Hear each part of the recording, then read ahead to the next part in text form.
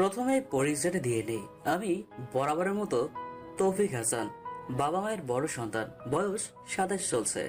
বাবা ব্যবসায়ী করে আর মা গৃহিণী। এতটুকু জেনে রাখুন, বাকিটা গল্পে জেনে নেবেন। রাত বাজে প্রায় 10টা। ডিনার করে রুমে আসলাম। বাবা নেই, কাজে বাইরে গেছে। থাকলে কিছুক্ষণ ব্যবসায়িক কাজে কথাবার্তা বলতাম, ঘুমানোর প্রস্তুতি নিব। এমন সময় আম্মুর চিৎকার শুনে পেছনে তাকাতে দেখি আম্মু। তৌফিক, তৌফিক বাবা। কি হয়েছে আম্মু? কথা বলো আম্মু। আম্মু চোখ খুলো, কি হয়েছে? হাতের পাইল চেক করে দেখলাম চলছে। জ্ঞান হারিয়েছে, তাই টেনশন না করে বাথরুম থেকে পানি এনে আমার মাথায় দিতে লাগলাম। কিছুক্ষণ পর আবারও সে পাগলামি।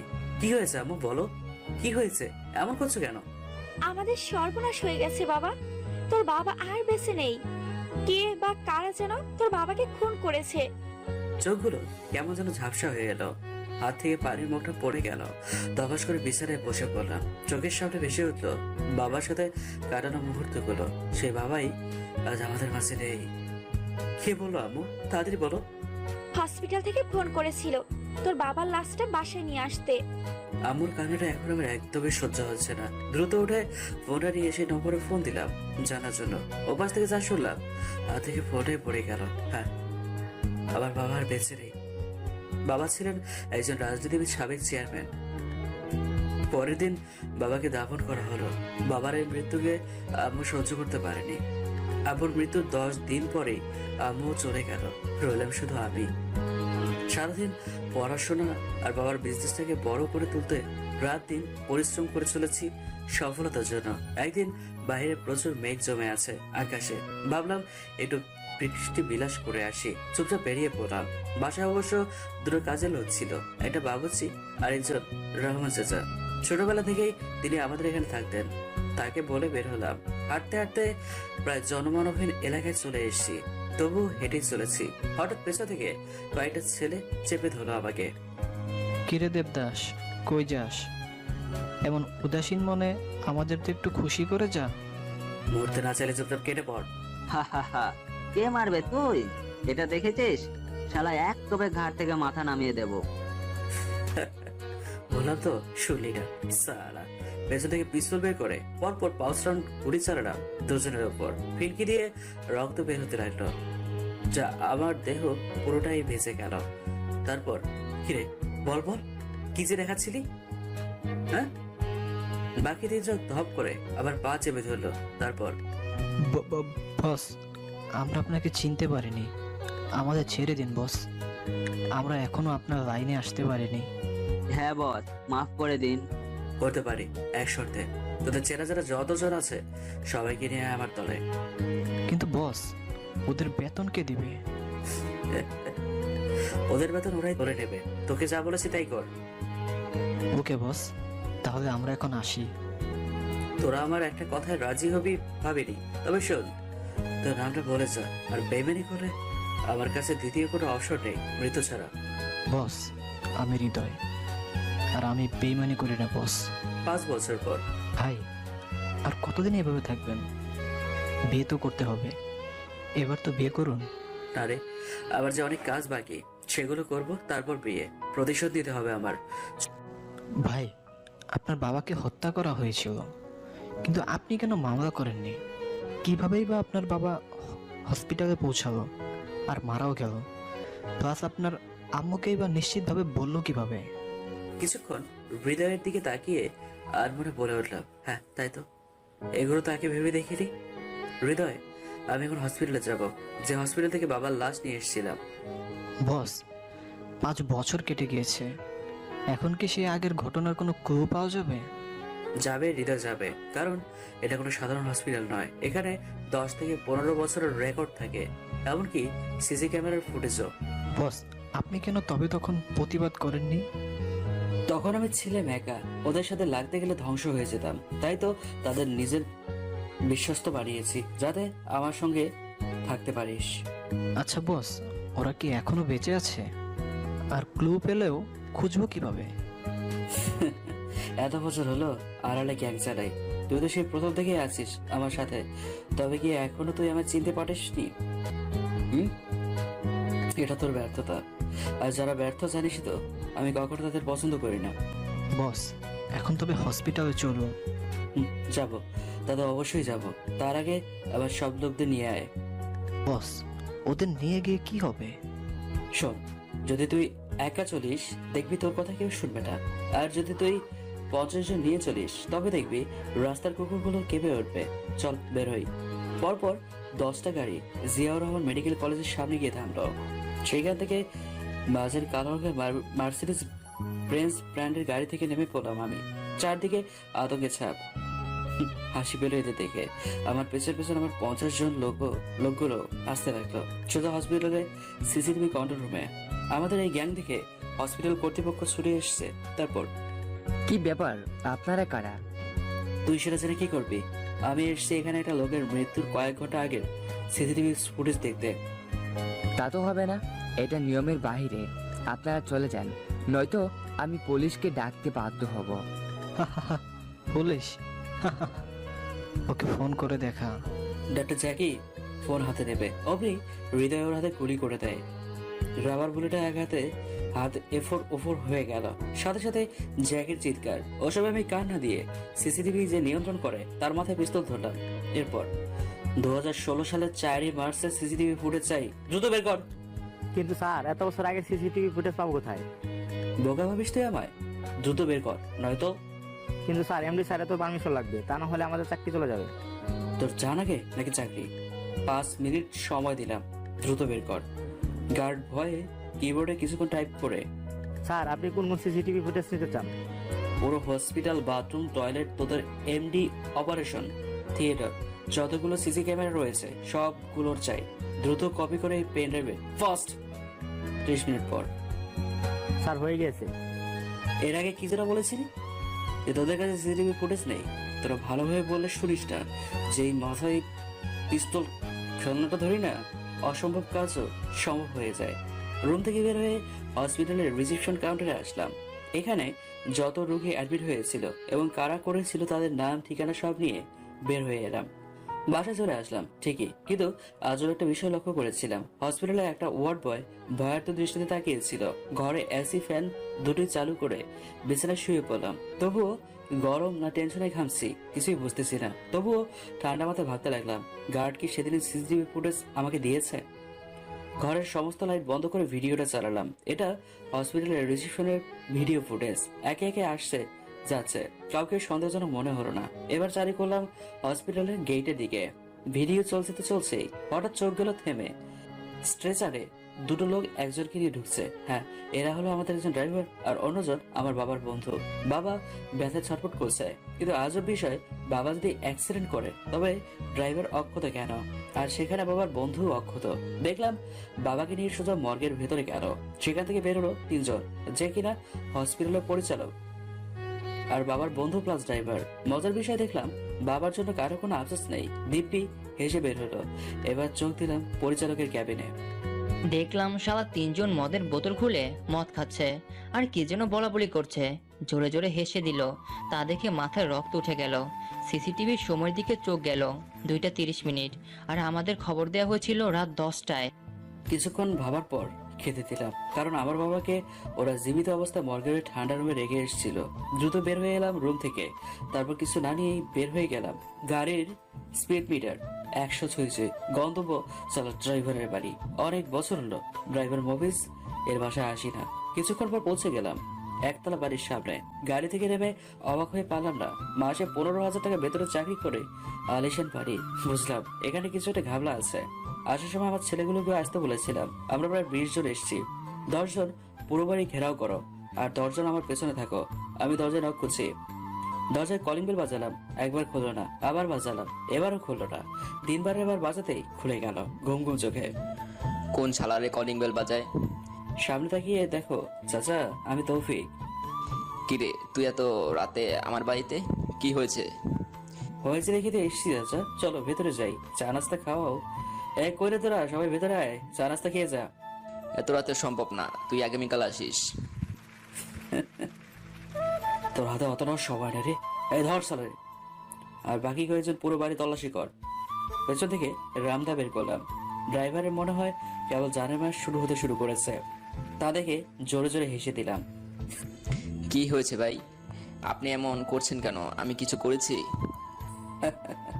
ভাই আশারি সালা, এতক্ষণ তুই তুই করলি আর রামদা দেখে ভয়ে ভাই হয়ে গেলাম।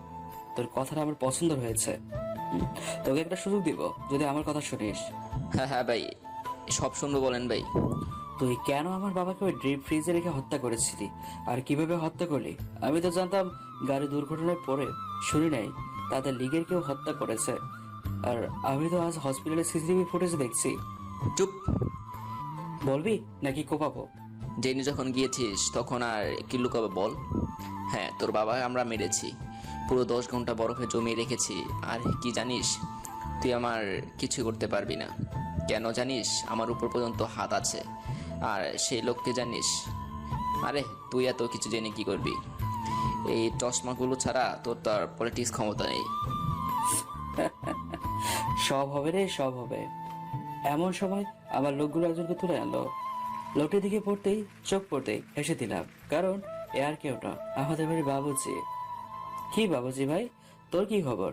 তুইও তবে বেবেনি করে আমার মাকে মেরেছিস? হ্যাঁ, আসলে আম্মুর রহস্যময় মৃত্যুর জন্য আমি আম্মুর পোস্টমর্টম করেছিলাম আর রিপোর্টে দেখেছিলাম পটাশিয়াম সায়ানাইড আম্মুর পেটে। অর্থাৎ কেউ আম্মুকে খাবারের সাথে ওগুলো খাওয়াতো।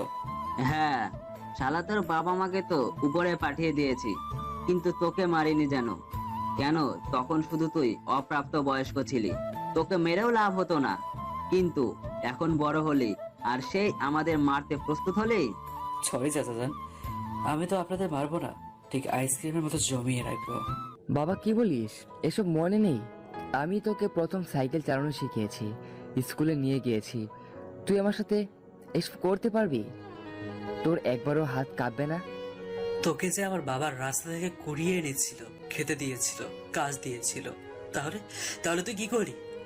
তুই তো তোর মনিবদেরকে টপকে দিলি, আমাকেও দিদি। এখন বল, তোর তখন হাত কাঁপেনি? ভুল হয়ে গেছে বাবা, মাফ করে দে। তোকে এক শর্তে মাফ করতে পারি। পারবি? পারবি কি আমার বাবা আমাকে ফিরিয়ে দিতে? পারবি আবার সেই হারানো 7 বছর ফিরিয়ে দিতে? জানি জানি পারবি না, তাহলে ক্ষমার আশাটাও ছেড়ে দে। বস, এখানে বেশিক্ষণ থাকা সম্ভব নয়। এটা শয়তানের আড্ডাখানা। ওইদিকে আমাদের সব ব্যবস্থা হয়ে গেছে। হ্যাঁ ঠিক বলেছো মেহেদি, দ্রুত এদের নিয়ে চলো। দুজনকে নিয়ে বের হয়ে গেলাম। রাস্তার মাঝপথে গাড়ি থেকে নেমে পড়লাম। তারপর না ভাই, এটা সম্ভব না। আপনাকে একা আমি কিছুতেই ছাড়বো না। আমিও যাব আপনার সাথে, চলুন। তুই সালার মানুষ হলি না, চল।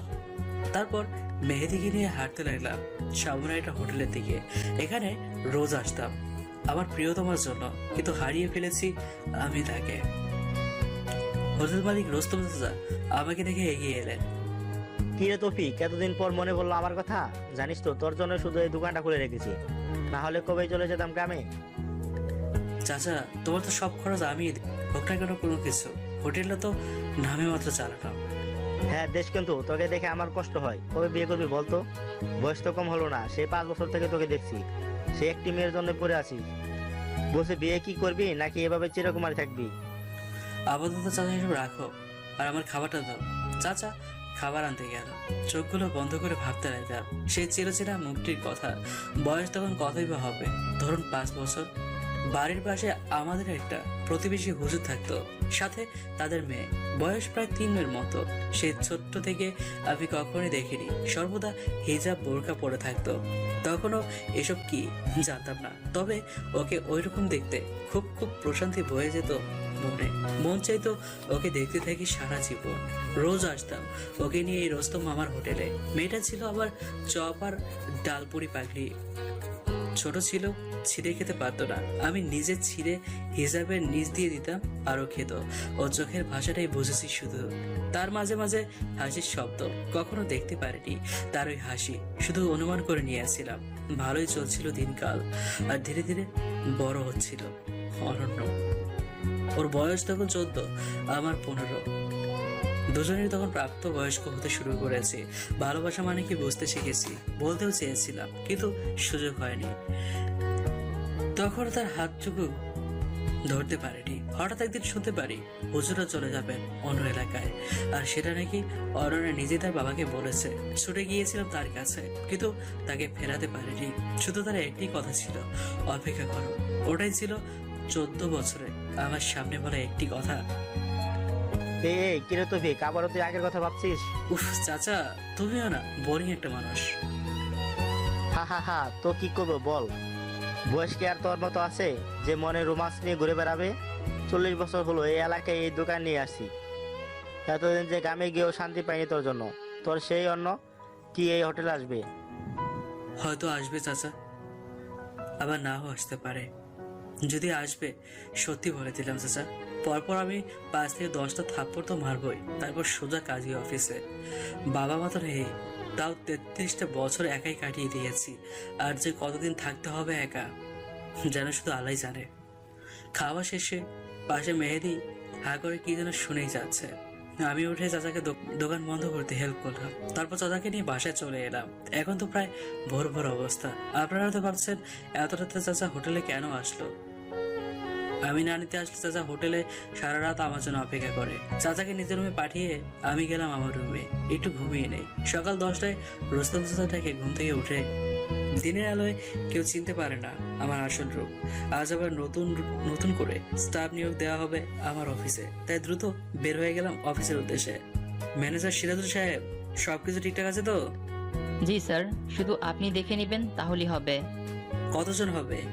স্যার, আমি অফিসের সবাইকে চাকরিতে বাছাই করে তাদের ট্রেনিংয়ে পাঠিয়েছি।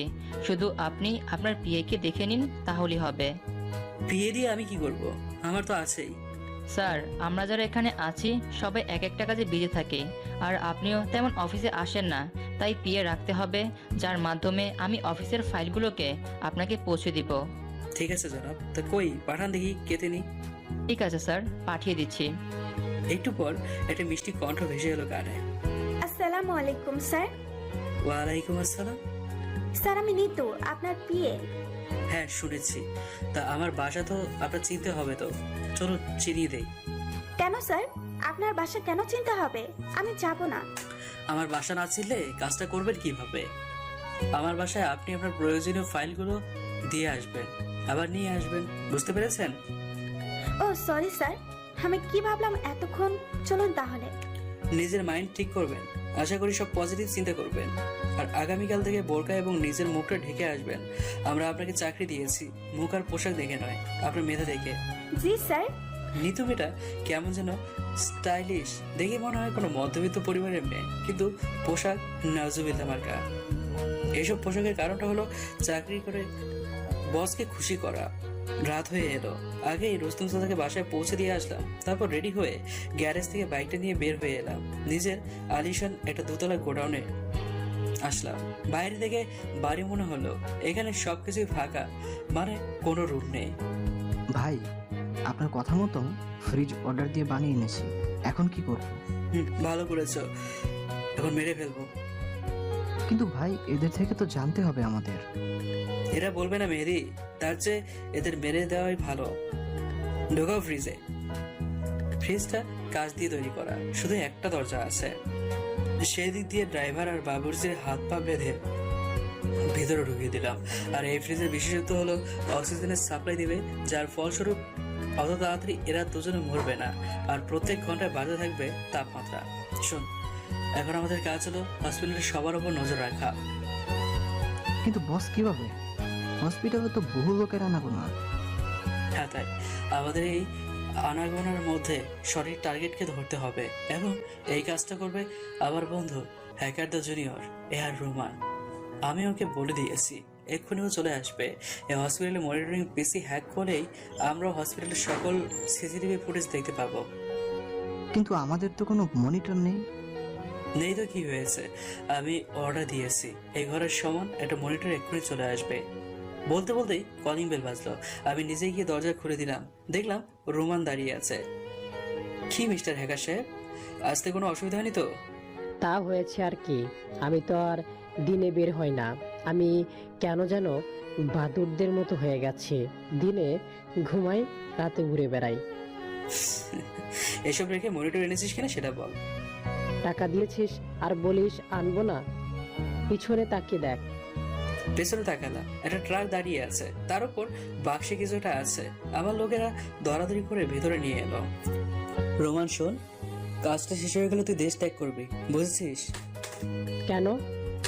আবার জিজ্ঞেস করে কেন? সালা, তোকে সাইবার একাত্তর ধরতে পারে কি করবে জানিস?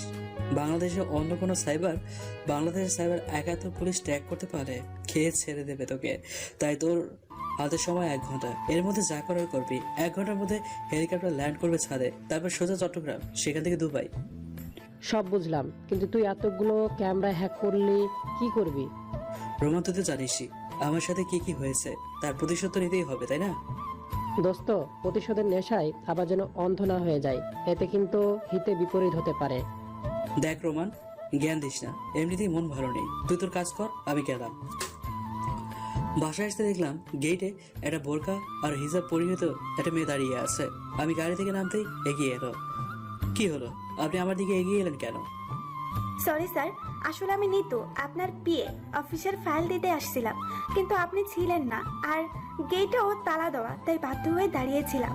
আর আপনি যখন আসলেন তখন দ্রুত এগিয়ে এসেছিলাম ফাইলটা দিতে।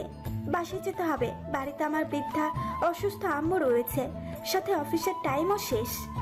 ও সরি, আমি আপনাকে চিনতেই পারিনি। তো চলুন, আমি আপনাকে এগিয়ে দিয়ে আসি।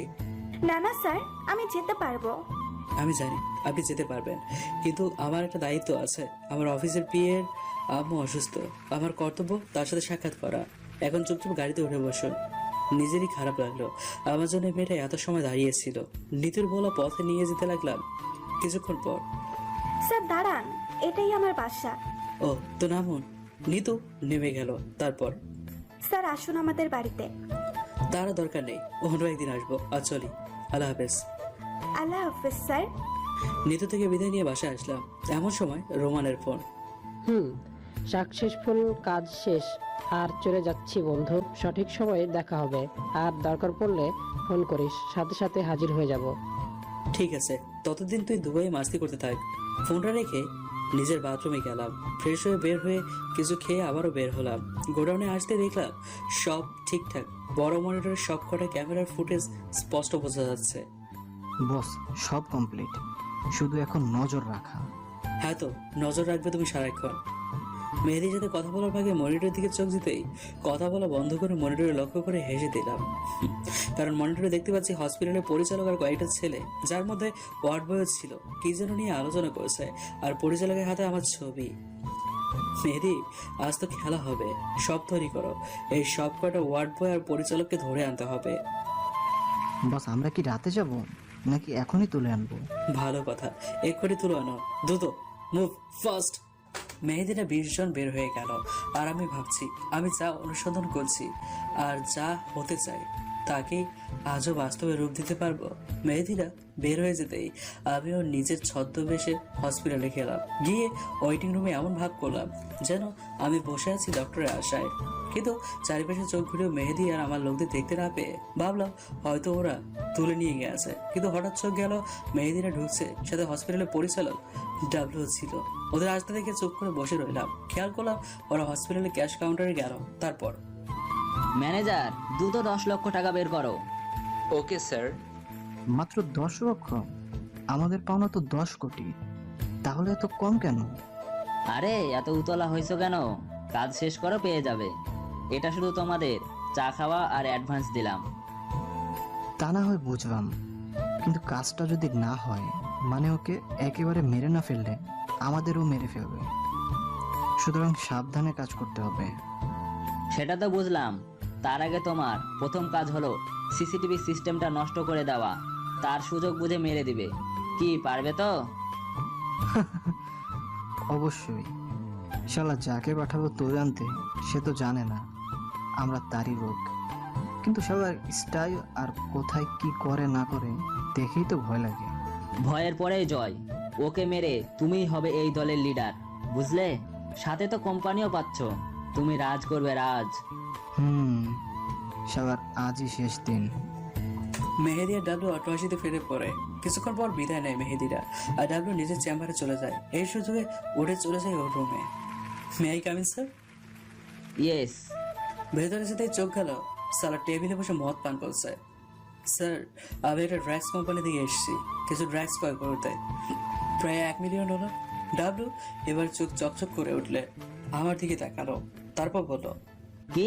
তাহলে তো অনেক বড় ডিল। তা ক্যাশ নাকি ক্রেডিট? হ্যাঁ, পেছন থেকে গুলি বের করে ওর মাথা ঠেকালাম। কি কি করছেন এসব? পিস্তল নামান বলছেন। ওরে সোনা আমার, তুমি বললেই তো সরিয়ে নেবো না। চলো আজ একটু T20 খেলবো। দ্রুত ওকে নিয়ে বের হয়ে পড়লাম। ওকে দিয়ে চালিয়ে নিচ্ছি। নিজের গোপন স্থানে ওকে নিয়ে আসলাম। গাড়ি থেকে নেমে ওকে ভেতরে নিয়ে আসলাম। এরপর সারপ্রাইজ, নিজের ছদ্মবেশ খুলে। তুই? হ্যাঁ রে, আমি আরো অবাক হবি। দেখ সামনে তাকিয়ে, তুই না আমাকে মারার জন্য আমার চামচা কুত্তুগুলোকে কিনে নিয়েছিলি? সামনে তাকিয়ে দেখ ওদের কি করেছি। আসলে মেহেদিতে সব কটাকে উল্টো করে শিকল দিয়ে ঝুলিয়ে রেখেছি, সাথে হাত পায়ের চামড়া ছিলে ফেলেছি, যেভাবে গরুর চামড়া ছিলে ফেলা হয়। কিন্তু এটা কিভাবে সম্ভব? তুই এখনো পাগলই রয়ে গেলি। আরে আমি ওদের চালাই রে, ওরা যদি চলে ডালে ডালে, তবে আমি চলি পাতায় পাতায়। এখন শোন, তোর হাতে তো বেশি সময় নেই, তাই তোর সত্যিটা জানা উচিত। আসলে সামনে যে তুই কালো পোশাক পরা লোকগুলোকে দেখছিস না, ওরা সবাই দুবাই টেরোরিস্টের সাথে। ওদের আমি তৈরি করেছি নিজের এই সাম্রাজ্য চালানোর জন্য। বলতে পারিস ওরা আমার সিক্রেট গ্যাং। আর উপরে সব কটা চামচা রেখেছি সালা, তা আমার সাথে বেইমানি করে নিজের মৃত্যু ডেকে এনেছে। হাসি সাথে আফসোস হচ্ছে তোদের জন্য। বয়েজ, একে ওদের মতো করো। আমার হুকুম পেয়ে সাথে সাথে বডি বিল্ডার কয়েকটা ক্রু এসে ডাবলুকে তুলে নিয়ে গেল, আর আমি গেলাম আমার নিজের সেট। আসতে দেখলাম বিশাল দিকে একজন রিসার্চ করতে ব্যস্ত, আরেক পাশে কয়েকজন কম্পিউটারের দিকে তীক্ষ্ণ দৃষ্টিতে তাকিয়ে রয়েছে। আসসালামু আলাইকুম বস। ওয়ালাইকুম আসসালাম। আলবার্ট, কেমন আছো? এতক্ষণ ভালো ছিলাম না বস, আপনার দেখা পেয়ে এখন নিজেকে সত্যি অনেক খুশি লাগছে।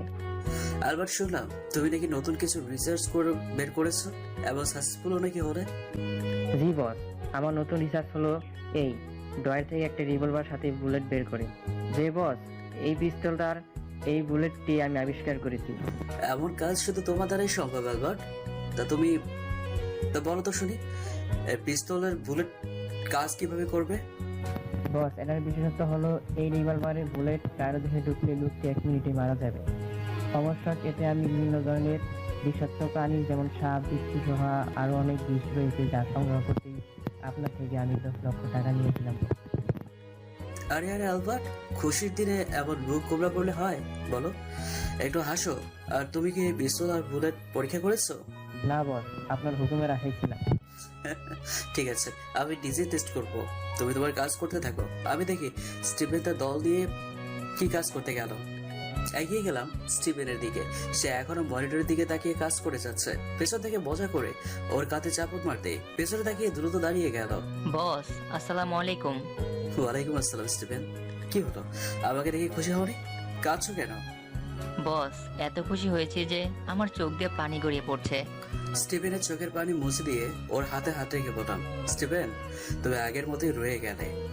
যাই হোক, তা কি এমন কাজ করছিলে তোমরা একেবারে কারিয়াফো লাগিয়ে? হ্যাঁ বস, আপনার স্বপ্ন সত্যি হতে চলেছে।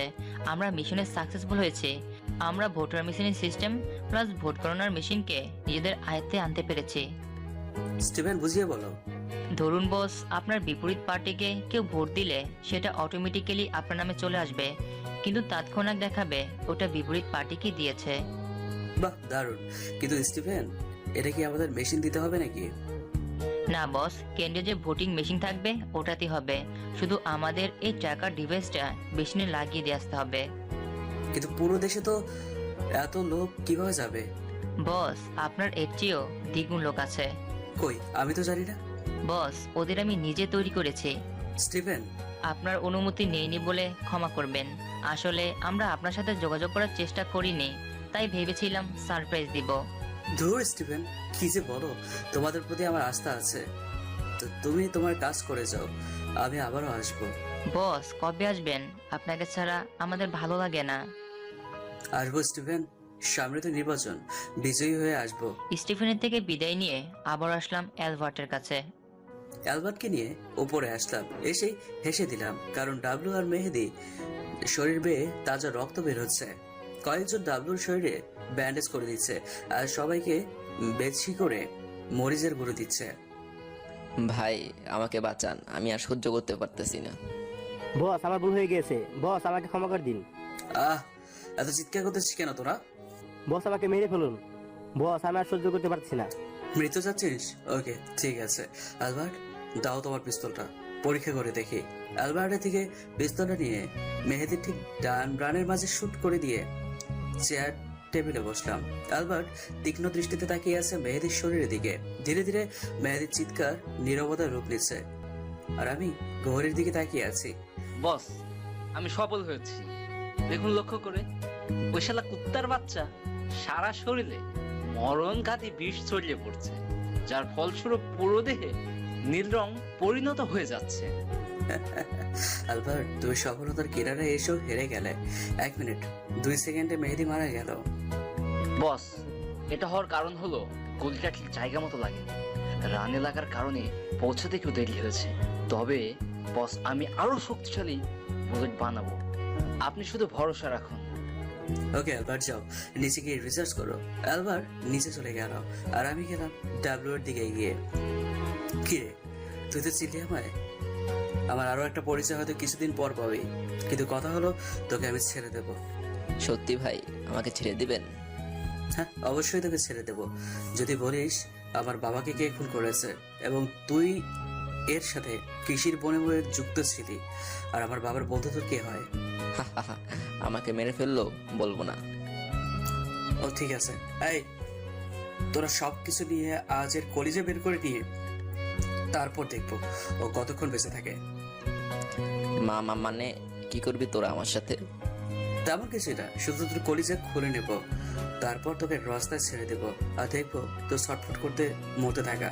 এর মধ্যে ক্রু বিশাল এর বক্স নিয়ে হাজির, সাথে হসপিটালে অপারেশনের বেড লাইট। কি হবে এগুলো দিয়ে? তোকে তো আমি বলেছি যে তোর কলিজা বের করবো। ক্রু দ্রুত একে বেডের সাথে বেঁধে ফেলো। বলার সাথে সাথেই কয়েকটা ডাবলে বেডের সাথে বেঁধে ফেললো ডাবলুকে। দ্রুত টেনে ওকে নেংটু করে ফেললাম। তারপর হাতে ধারালো সিজার কাটার ব্লেড দিয়ে বুকে একটা টান দিতেই ডাবলুর কান ফাটানোর চিৎকার, সাথে ছেড়ে দেওয়ার আকুতি। এত কষ্ট দিস না, আমাকে মেরে ফেল, আমায় একেবারে। মৃত্যু যন্ত্রণা কেমন জানিস তো? তোকে তো আমি তাও কম কষ্ট দিচ্ছি। তোরা যে আমার বাবাকে ওই হিমশীতল ঘরে আটকে রেখে মেরে ফেললি, সেটার কি হবে বল? নাকি শুধু তোর কষ্টই কষ্ট আর আমার বাবার কষ্ট কিছুই না? হ্যাঁ, রেগে চাকুটা দিয়ে আরো কয়েকটা টান দিলাম ওর বুকে।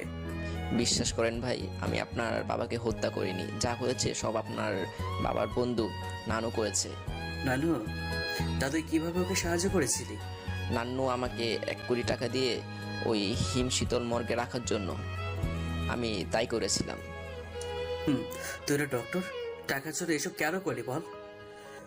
তুই কি জাতি না তুই যে লোককে মারছিস তার বাবা মা ভাই বোন ছেলে মেয়ে কত কষ্ট পাবে? ভাই ভুল করেছি, আমাকে মাফ করে দিন। তোকে তো মাফ করবো না, তা বল নানুকে কোথায় পাবো? আর তোকে আমি দেখেছি নানুর সাথে হেসে হেসে কথা বলতে, নিশ্চিত তোর সাথেও যোগাযোগ আছে। ও আমার কাছে কিছুদিন পর পর একটা করে বাচ্চা নিয়ে এসে দিত, আর আমি অপারেশন করে সে বাচ্চাদের কিডনি, চোখ, হৃৎপিণ্ড বের করে বিদেশে পাচার করে দিতাম। নানুকে কোথায় পাবো আর সে কি করে এখন? নানু এখন মাফিয়া চরে, এই এলাকার এমপি, আর ওর সাথে আরো বড় কোনো নেতা জড়িয়ে আছে বলে আমি জানি। যাক, তোর থেকে আবার আর কিছু জানাটি। চাকু দিয়ে বুকটাকে একেবারে চিড়ে ফেলে দিলাম, তারপর কলেজগুলো টেনে হিস্ট্রি বের করে দিলাম। আলবার্টের কাছ থেকে বিদায় নিয়ে বাসায় চলে আসলাম, কিন্তু এখানে আরেক মুসিবত। রুস্তম চাচাকে বাসায় নিয়ে আসতে ভুলে গেছি। আবারও গেলাম সেখানে, দেখলাম রুস্তম চাচা গালে হাত দিয়ে কি যেন ভাবছে। আমি ওনার কাঁধে হাত দিতেই রুস্তম চাচা একটু কেঁপে ওঠে। তারপর, কিরে নবাবজাদা, এতক্ষণে আসার সময় হলো? সে কখন থেকে বসে আছি আমি তোর জন্য। সেটা আমি দেখতেই পাচ্ছিলাম। সত্যি করে বলো, কি ভাবছিলি? কথাটা তোকে বলবো কিনা ভাবছি, তবে না বললেও উপায় নেই। আসলে আজ একটা মেয়ে আমার এখানে এসেছিল। সেও তোর মতোই ডালপুরি খেতে পছন্দ করে বলে একবারে 10টাই খেয়ে ফেলেছিল। তাহলে কি হয়েছে চাচা? হয়তো মেয়েটার ক্ষুধা পেয়েছিল, তাই খেয়েছে হয়তো। আরে না, সেটা হলে তো আমিই বুঝতাম, কিন্তু মেয়েটা বারবার আশেপাশে তাকাচ্ছিল, সেটা আমি বেশ কয়েকবার লক্ষ্য করেছিলাম। মনে হলো মেয়েটা কাউকে খুঁজছে, তাই জিজ্ঞেস করছিলাম, মা তুমি কি কাউকে খুঁজছো? চাচার কথা আমি একটু নড়চড়ে বসলাম। তারপর মেয়েটা কি বললো? মেয়েটা ঠিক তোর মতোই ছোটবেলার একটা ছবি দেখিয়ে বলেছিল ছেলেটাকে চিনি কিনা। তুমি কি বলে? মেয়েটাকে ঠিক তোর অনন্যার মতো মনে হয়েছিল, তবুও একটু সন্দেহে বলেছিলাম হ্যাঁ চিনতাম, তবে তারা আর এখানে থাকে না। সাবাস চাচা, খুব ভালো করেছো। কেউ আমার খোঁজ জানতে চাইলে কিন্তু তুমি বলবে না, ওকে? সেটা তোকে বলতে হবে না, ওটা আমি ভালো করেই জানি। এখন চল বাসায়, খুব ঘুম পেয়েছে। রুস্তম চাচাকে নিয়ে বাসায় আসলাম, তারপর ফ্রেশ হয়ে ঘুমিয়ে পড়লাম। পরের দিন খুব সকালে উঠেই রওনা দিলাম এমপির বাড়ি থেকে। 30 মিনিট হাঁটার পর বিশাল গেটের সামনে দাঁড়িয়ে পড়লাম। নেম প্লেটে চোখ গেল, বড় বড় করে লেখা এমপি বাড়ি। সামনে দেখে হেসে দিলাম। তারপর বাড়ির চারপাশে চক্কর দিতে দিতে লক্ষ্য করলাম প্রায় 50 জনের দিক সিকিউরিটি। এত বড় বাড়ি যে হাঁটতে হাঁটতে কোমল লেগে গেল। উপায় না পেয়ে পাশে একটা টঙে চায়ের দোকানে বসলাম। ভাইজান, এলাকায় নতুন মনে হচ্ছে। হ্যাঁ মামা, পাশের এলাকাতে থাকে। এখানে এমপির কাছে একটু সাহায্য যেতে আসছিলাম, মনে হয় না সাহায্য পাবো। হাসাইলে মামা, এই ফকিরের বাচ্চা তোমাকে সাহায্য করবে? এ তো জাত ফকিরের বাচ্চা। এই বাড়িটা দেখছো? এটা একসময় এখানকার মেয়র এমদাদুয়ের ছিল। কি? আমার বাবার বাড়ি এটা, অথচ আমি জানি এটা। কিন্তু চাচা, মেয়র এমদাদুল তো এই বাসায় থাকতো না। হ্যাঁ, থাকতো না, কারণ বাড়িটাতে মেয়র সাহেব তার ছেলেকে দিতে চাইছিল, কিন্তু হঠাৎ মেয়র সাহেব মারা গেলেন, আর সেই সুযোগে নান্নু এই বাড়িটা নিজের বলে দখল করে নিল। তো চাচা, বাসায় তো সিকিউরিটি কেন? মনে হচ্ছে এটা প্রধানমন্ত্রীর বাড়ি। বাবা, তুমি তো নতুন, কিছুই জানো না। এ হলো মাফিয়া, আমরা যতদূর জানি। বলতে ওই যে নান্নুর পোষা 2 পাওয়ালা কুত্তাগুলো দেখছো, ওরাই হলো এই কথাগুলো গভীর রাতে চা খেতে খেতে আলোচনা করে, আর আমি নীরব দর্শকদের মতো শুনে থাকি। তা বা চেয়ে তো ঠান্ডা হয়ে গেল, আজ আর খাবো না। এই শোনো, আমি যে এই কথাগুলো বললাম তুমি এবার কাউকে বলো না। মামা, এমন কথা কাউকে বলবেন না। যে কথা শেষে বলতে হয় কাউকে যেন না বলি। আর আপনি নিশ্চিন্তে থাকতে পারেন, আমি কাউকে কিচ্ছু বলবো না। জানি রে বাবা, কিন্তু মনের কথাগুলো কাউকে না বলে শান্তি পাই না। তা বাবা, তুমি কি করো? মামা বলেন না, মেয়র এমদাদুলের কথা। আর এই বাড়িটা ওনার ছেলেকে দিতে চেয়েছি। হ্যাঁ, কিন্তু কেন? বাবা, আমি মেয়র এমদাদুলের ছেলে তৌফিক। চাওয়ালা মামা বিস্ময়কর ভরা চাহনিতে তাকিয়েছিল, হয়তো কিছু বলতে চেয়েছিল, কিন্তু আমি আর সময় দিলাম না, চলে এলাম। বাসায় এসে কিছুক্ষণ বসে থাকতেই কলিং বেলটা বেজে উঠলো। দরজাটা খুলে দিলাম, দেখলাম নিতু আমার প্রিয় দাঁড়িয়ে আছে। আসসালামু আলাইকুম স্যার। ওয়ালাইকুম আসসালাম। কি ব্যাপার নিতু, এভাবে নিজের দিকে তাকিয়ে আছো কেন? নিতু কিছু বলার আগেই পায়ে মনে হলো কোনো পানি পড়লো, কিন্তু কোথা থেকে পড়লো বুঝে ওঠার আগে খেয়াল করলাম, আরে নিতু তো কান্না করছে। নিতু, কি হয়েছে? কথা বলছে না কেন? স্যার, আমার মা আর নেই। নেই মানে? কি হয়েছে আন্টি? একটু আগেই আমার মা এই দুনিয়ার মায়ের ত্যাগ করে চলে গিয়েছেন। নিতু শান্ত হতো। তুমি এখানে কেন আন্টির কাছে না থেকে? স্যার, আমি এখানে নতুন, আমার বাবা নেই। মাই ছিল আমার সম্বল, একমাত্র সন্তান আমি মা বাবার। মেয়ে হয়ে কিভাবে কি করবো বুঝতে পারছিলাম না, তাই আপনার সাহায্য চাইতে এলাম। নিতু কেতো না, চলো আমি সব ব্যবস্থা করছি। নিতুকে নিয়ে গাড়িতে উঠে ড্রাইভিং করতে করতে সিরাজুলকে ফোন দিলাম। সিরাজুল। জি স্যার, বলুন। দেখ সিরাজুল, মাথা গরম করে দিবি না। এক্ষুনি তুই 12/14 সদর এই ঠিকানা চলে আয়, আর আসার সময় আতর কাফনের কাপড়গুলো কিনে আনিস। সে না হয় আসলাম, কিন্তু এগুলো কি আনতে বললি? পাগল হয়েছিস? না, আমার বিয়ে নিতুর আম্মু কিছুক্ষণ আগে দুনিয়ার মায়া ত্যাগ করে চলে গিয়েছে, তাই ওগুলো আনবি। আর আসার সময় আন্টি আর কিছু মহিলাকে আনিস, গোসল করাতে হবে। বুঝেছি, আর বলতে হবে না, আমি এক্ষুনি আসছি। ফোনটা কেটে নিতুর দিকে দেখালাম। মেয়েটা গাড়ির কাছের সাথে মাথা ঠেকিয়ে সমাতালে কেঁদে যাচ্ছে। সাহস করে হাতটা ধরতে চাইলাম, কিন্তু ধরাটা ঠিক হবে না, তাই আর ধরলাম না। নিতুদের বাসায় গেলাম। আন্টিকে বাড়ির বাইরে বের করা হলো। সন্ধ্যায় নিজেদের পারিবারিক কবরস্থানে দাফন শেষ করে চলে আসতে নেব, এমন সময় নিতুর কথা মনে পড়লো। আচ্ছা, আমি যদি চলে যাই, ওর তো কোনো আত্মীয় স্বজন কেউ নেই, কে সামলাবে ওকে? আবার মেয়েটা যদি কোনো কিছু করে বসে, ভেবেচিন্তে নিতুর কাছে যাব। এমন সময় কিরে, কই যাস? কই আর যাবো বল, মেয়েটাকে সাথে করে বাসায় নিয়ে যাব। হ্যাঁ, এটাই ভালো হবে। আমিও বলতে এসেছিলাম তোকে। যাই হোক দোস্ত, মেয়েটাকে নিয়ে যা, আমার বউ আছে, বুঝতে তো পারছিস। দোস্ত, অবশ্যই একটু তুই সামলা, জানিসই তো সামনে ইলেকশন। তুই ছাড়া আমি কিভাবে সামলাবো, একা বল। তুই পারলে এক কাজ কর, রোমানকেও ডেকে নে। ঠিক আছে, আজ আসি রে। সিরাজুল বিদায় নিয়ে চলে গেল, আর আমি গেলাম নিতুর কাছে। মেয়েটা আড়ুতে মুখ দিয়ে ফুপিয়েই কেঁদে চলেছে। নিতু, আয় নিতু। নিতু মাথা তুলে তাকায়।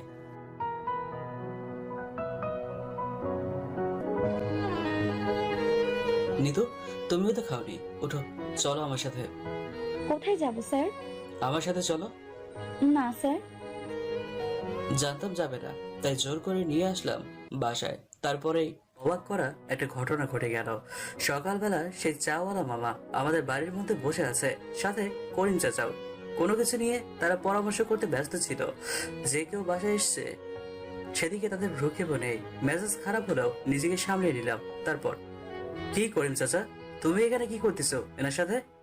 স্বাভাবিকভাবেই জবাব দেয়, কি করব, আবার দেখছিস তো গল্প করছি আর তোর সাথে মেয়েটাকে।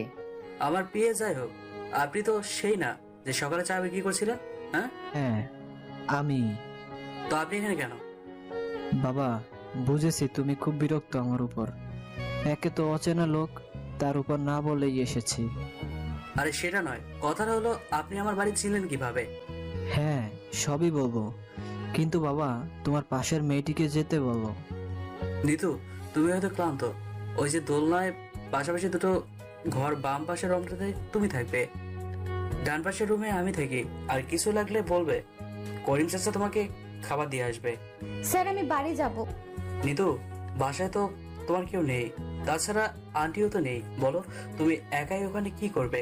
তার চেয়ে তুমি আজ থেকে এখানে থাকবে এবং এখান থেকে অফিস করবে। কিন্তু নিতু, আমি এত কিছু শুনতে চাই না, যাও রুমে যাও, একটু ফ্রেশ হয়ে রেস্ট নাও। আর করিম চাচা, তুমি একটু খাবারের ব্যবস্থা করে নিতুকে দিও। ঠিক আছে বাবা।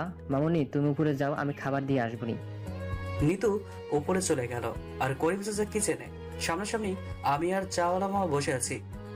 বলুন, এবার কি বলবেন? আপনি কি এমদাদু স্যারের ছেলে? জি হ্যাঁ, কিন্তু কেন? আসলে আমি আপনার বাবার ড্রাইভার ছিলাম। কি? হ্যাঁ, আমিই ছিলাম আপনার বাবার গাড়ির আসল ড্রাইভার। আর যেই দিন স্যার অ্যাক্সিডেন্ট করে, সেই দিনের ওই লোকটা ছিল স্যারের বন্ধু নান্নুর ড্রাইভার। কি বলছেন এসব আপনি? আমার বাবা ড্রাইভার হলে সেদিন ওই লোক কেন বাবার গাড়ি চালাচ্ছিল? আসলে সেই দিন স্যার ব্যবসায়িক কাজে হিলি বর্ডারে যেতে চেয়েছিল, কিন্তু আমি সেই রাস্তা চিনা সত্ত্বেও স্যারের বন্ধু নান্নু স্যারকে বলেছিল যে তার ড্রাইভার হিলি এর শর্টকাট রাস্তা চিনে, এবং স্যারকে অনুরোধ করে তার ড্রাইভারকে নিয়ে যেতে আর আমাকে তার গাড়ি চালাতে। তারপর আর কি, স্যারের ব্যস্ততা থাকায় স্যার রাজি হয়ে যান এবং আমাকে না নিয়ে গিয়ে নান্নুর ড্রাইভারকে নিয়ে যান বিশ্বাস করে। ততক্ষণ সব ঠিকই ছিল, কিন্তু আমি যখন নান্নুকে নিয়ে ওর অফিসে যাচ্ছিলাম, তখন নান্নুর ফোনে একটা কল আসে। নান্নু ফোনটা রিসিভ করে। হ্যালো বস, কি করব? আমরা এখন পাহাড়ের খালে আছি। হ্যাঁ, উড়িয়ে দে। ফোনটা রেখে নান্নু আমাকে বলে স্যারের নাকি অ্যাক্সিডেন্ট হয়েছে। দ্রুত গাড়ি ঘুরিয়ে নিয়ে সিলেটের পথে রওনা হয়। ঘটনাস্থলে গিয়ে দেখি স্যার নিশ্চুপ হয়ে গিয়েছে। গাড়িটা একেবারে দুমড়ে মুচড়ে গিয়েছিল, এমন ভাবে যে ড্রাইভারের কোনো বাঁচার সম্ভাবনা ছিল না। কিন্তু আফসোস, ড্রাইভার বেঁচে যায়। আর স্যার, তারপর কি হয়েছিল মামা? তারপর নান্নু গাড়িতে করে এখানকার হসপিটালে নিয়ে আসে। আর আসার সময় আমাকে ওদের সাথে নেয়নি, আমি স্যারের সাথে এসেছিলাম। ধন্যবাদ মামা এত কিছু জানার জন্য। আরেকটা কথা বলবেন, নান্নু কিভাবে এমপি হলো? আসলে বাবা, আমি নান্নুর পুরনো চামচার থেকে শুনেছি স্যার নাকি এমপি নির্বাচন করতে চেয়েছিল, আর নান্নু, যার কারণে নান্নু নাকি স্যারকে মেরে ওর পথের কাঁটা তুলে ফেলেছিল। চাওলা মামা শোনো, তুমি এটা কাজ করে দিতে পারবে? হ্যাঁ, পারবো। শোনো, তুমি একটু কষ্ট করে বলতে পারবে তোমার দোকান থেকে কি সবগুলো বডিগার্ড চা খায়? হ্যাঁ, সবাই একসাথে রাত 12টার সময় আসে। ওকে মামা, এখন আমাকে একটা হেল্প করো তুমি। ওরা যখন চা খেতে আসবে তখন কৌশলে ওদের চায়ে ঘুমের ওষুধ মিশিয়ে দেবে, সাথে এই যে ক্লোরোফর্ম বোম, এটা ওদের সামনে মারবে এবং সাথে সাথে নিঃশ্বাস বন্ধ করে রাখবে, বা এখান থেকে 100 মিটার দূরে চলে আসবে। কি মামা, পারবে তো? আলবাত পারবো, খুব পারবো। তো মামা, আজ দেখা হচ্ছে তোমার সাথে ঠিক রাত 1টায়। এখন তুমি সাবধানে যেও। চাওয়ালা মামা চলে যেতে ফোনটা বের করে আলবার্টকে ফোন দিলাম। Hello boss.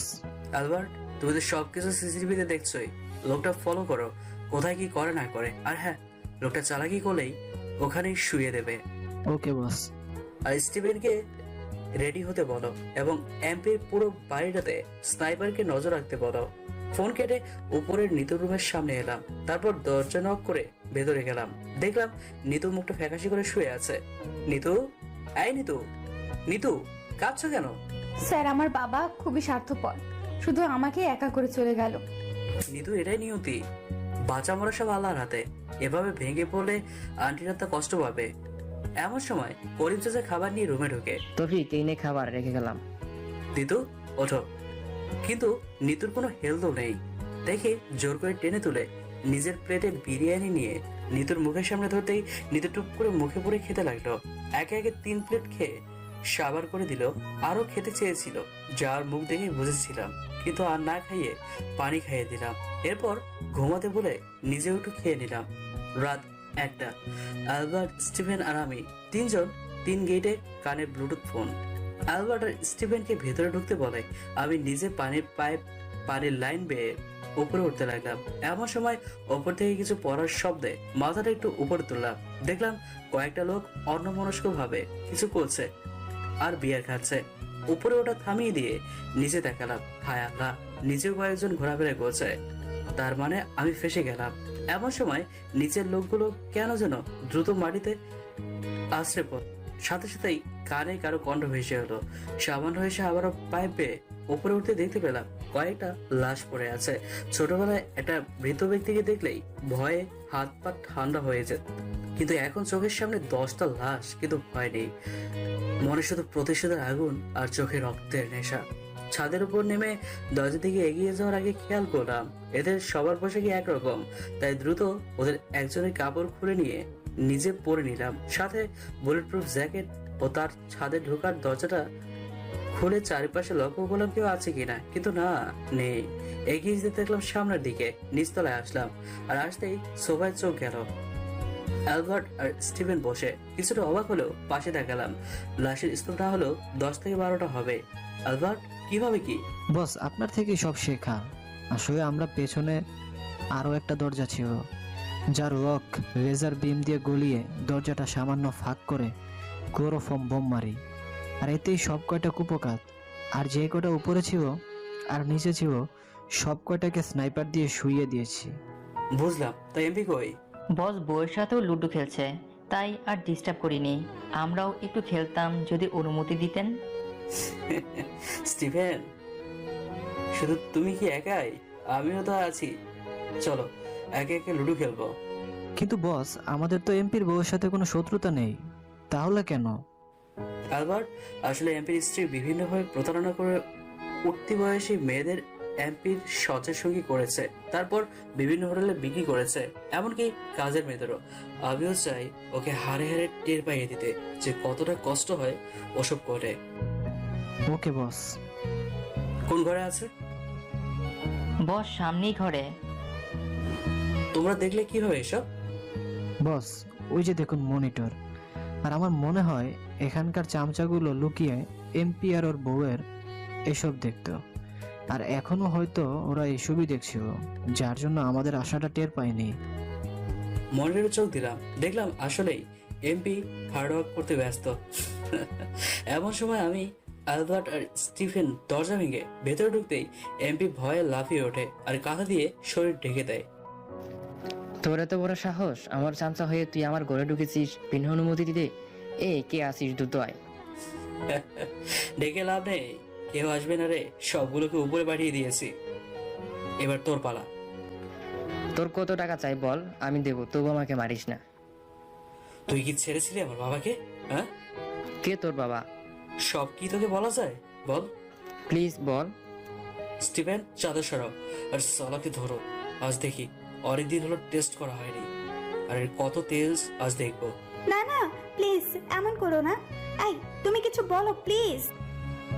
হলে হলে সুন্দরী, তুমি যে কত মেয়ের জীবন নষ্ট করেছে সেটা কি জানো? হ্যাঁ, এবার না হয় তোর জীবনটা আমি নষ্ট করে দিই। বলেই ঝাঁপিয়ে পড়লাম, মুখের মধ্যে পুরো একটা চাদর ঢুকিয়ে দিয়ে নিজের পুরুষত্ব দেখাতে লাগলাম। কিন্তু আমি ভেবেছি স্টিফেন ধরে দেবো, কিন্তু না, বুড়ি মারা গেল। ওকে ছেড়ে দিয়ে এমপির মুখ খুলে জিও বা প্লাস দিয়ে টেনে বের করে আনলাম। তারপর স্টিফেন এর লাশ কয়েকশো টুকরো করো আর কোনো চিড়িয়াখানার শকুনকে খাইয়ে দিও। বস, আর এই বাড়িটা? বাড়িটা আমার বাবার, কিন্তু এই বাড়িতে তো এই নরপশুগুলো অবরুদ্ধ করে দিয়েছে, তাই বাড়িটা ভেঙে ফেলবো আর একটা মসজিদ মাদ্রাসা নির্মাণ করব। স্টিফেন, মনে আছে তো তোমাকে কি কাজ দিয়েছিলাম? বস, কাজ কমপ্লিট। 5 তারিখে ভোট, এবং ওই দিনই সবাই চমক দেখবে। বুঝলাম। আর আমার প্রতিদ্বন্দ্বীকে? বস, আপনার বাবার বন্ধু নানু সহ আরো কয়েকজন। আমার মনোনয়নপত্র কি জমা দিয়েছো? দিয়েছি বস, কিন্তু আপনার বয়স 34, সেটা আমি 36 করে দিয়েছি। আর আপনার মার্কা বাস মার্কা। ভালোই, একটা মার্কা পেলাম, দুর্নীতিবাজদের পেছনে একদম ভরে দেব। বস, আর একটা কথা, আজ আপনাকে যেতে হবে মনোনয়নপত্রে স্বাক্ষর করতে। ওকে স্টিফেন, যাব। আর অ্যালবার্ট, এই বুড়িকে সরিয়ে ফেলো, মজাই পেলাম না, তার আগে শেষ। চাই, এখন বাসায় যেতে হবে, মেয়েটা একাই আছে। বস, আরেকটা কথা, বাইরে যে বডিগার্ডগুলো সেন্সলেস করা, ওগুলো কি করবে? ওগুলোকে ট্র্যাকে তুলে আমাদের ড্রেরায় নিয়ে যাও সাবধানে, আর তারপর ভয় দেখাবে। যে শুনবে তাকে ছেড়ে দেবে, আর না শুনলে ওখানেই পুঁতে দেবে। ওকে বস। বাসায় চলে এলাম। আস্তে আস্তে প্রায় ভোর হয়ে গেল। বাড়ির সামনে আসতেই রহিম চাচার দিকে চোখ গেল। গেটে অস্থির ভাবে পাইচারি করছে। কি হলো চাচা, এত সকালে তুমি বাড়ির বাইরে হাঁটছো কেন? আর মনে হচ্ছে কোনো কিছু নিয়ে চিন্তিত তুমি। আর কি চিন্তা করি সাদে, হারামি, গত রাতে কোথায় ছিলি বল? মেয়েটাকে বাসায় নিয়ে আসলি, আর সব দায়িত্ব কি শেষ? জানিস মেয়েটার জ্বর, তুই নেই, আরো বয়ে জ্বর বেড়ে গিয়েছে। কি বলছো চাচা এসব? ওকে তো আমি ওষুধ খাবারের সাথে দিয়ে গিয়েছিলাম কাজে, তাহলে আবার কেন আসবে? সেটা আমি কিভাবে বলবো? আমি কি ডাক্তার হারামি? যা এখনই ডাক্তার ডেকে আন। লাগবে না চাচা, আমি দেখছি। তুমি এসো, ভিতরে এসো, আর চিন্তা করতে হবে না। আর অন্যটা চিন্তা বাদ দাও, এখন থেকে তুমি বাসায় থাকবে। তাহলে কি তুই বিয়ে করবি? যদি করিস তবে আমি আশাই থাকবো, আর না হলে হোটেল চালু রাখবই। এখন বিয়ের চিন্তা নেই, ভিতরে আসো, আমাকে যেতে হবে। ভোট সামনে, মনোনয়নপত্রে স্বাক্ষর করে আসতে হবে। তোকে কতবার বললাম করিস না এসব রাজনীতি, তবু কেন মুখ করছিস? বলছি বড় সাহেব, এই রাজনীতির জন্যই জীবনটা দিতে হলো। তোরও যদি।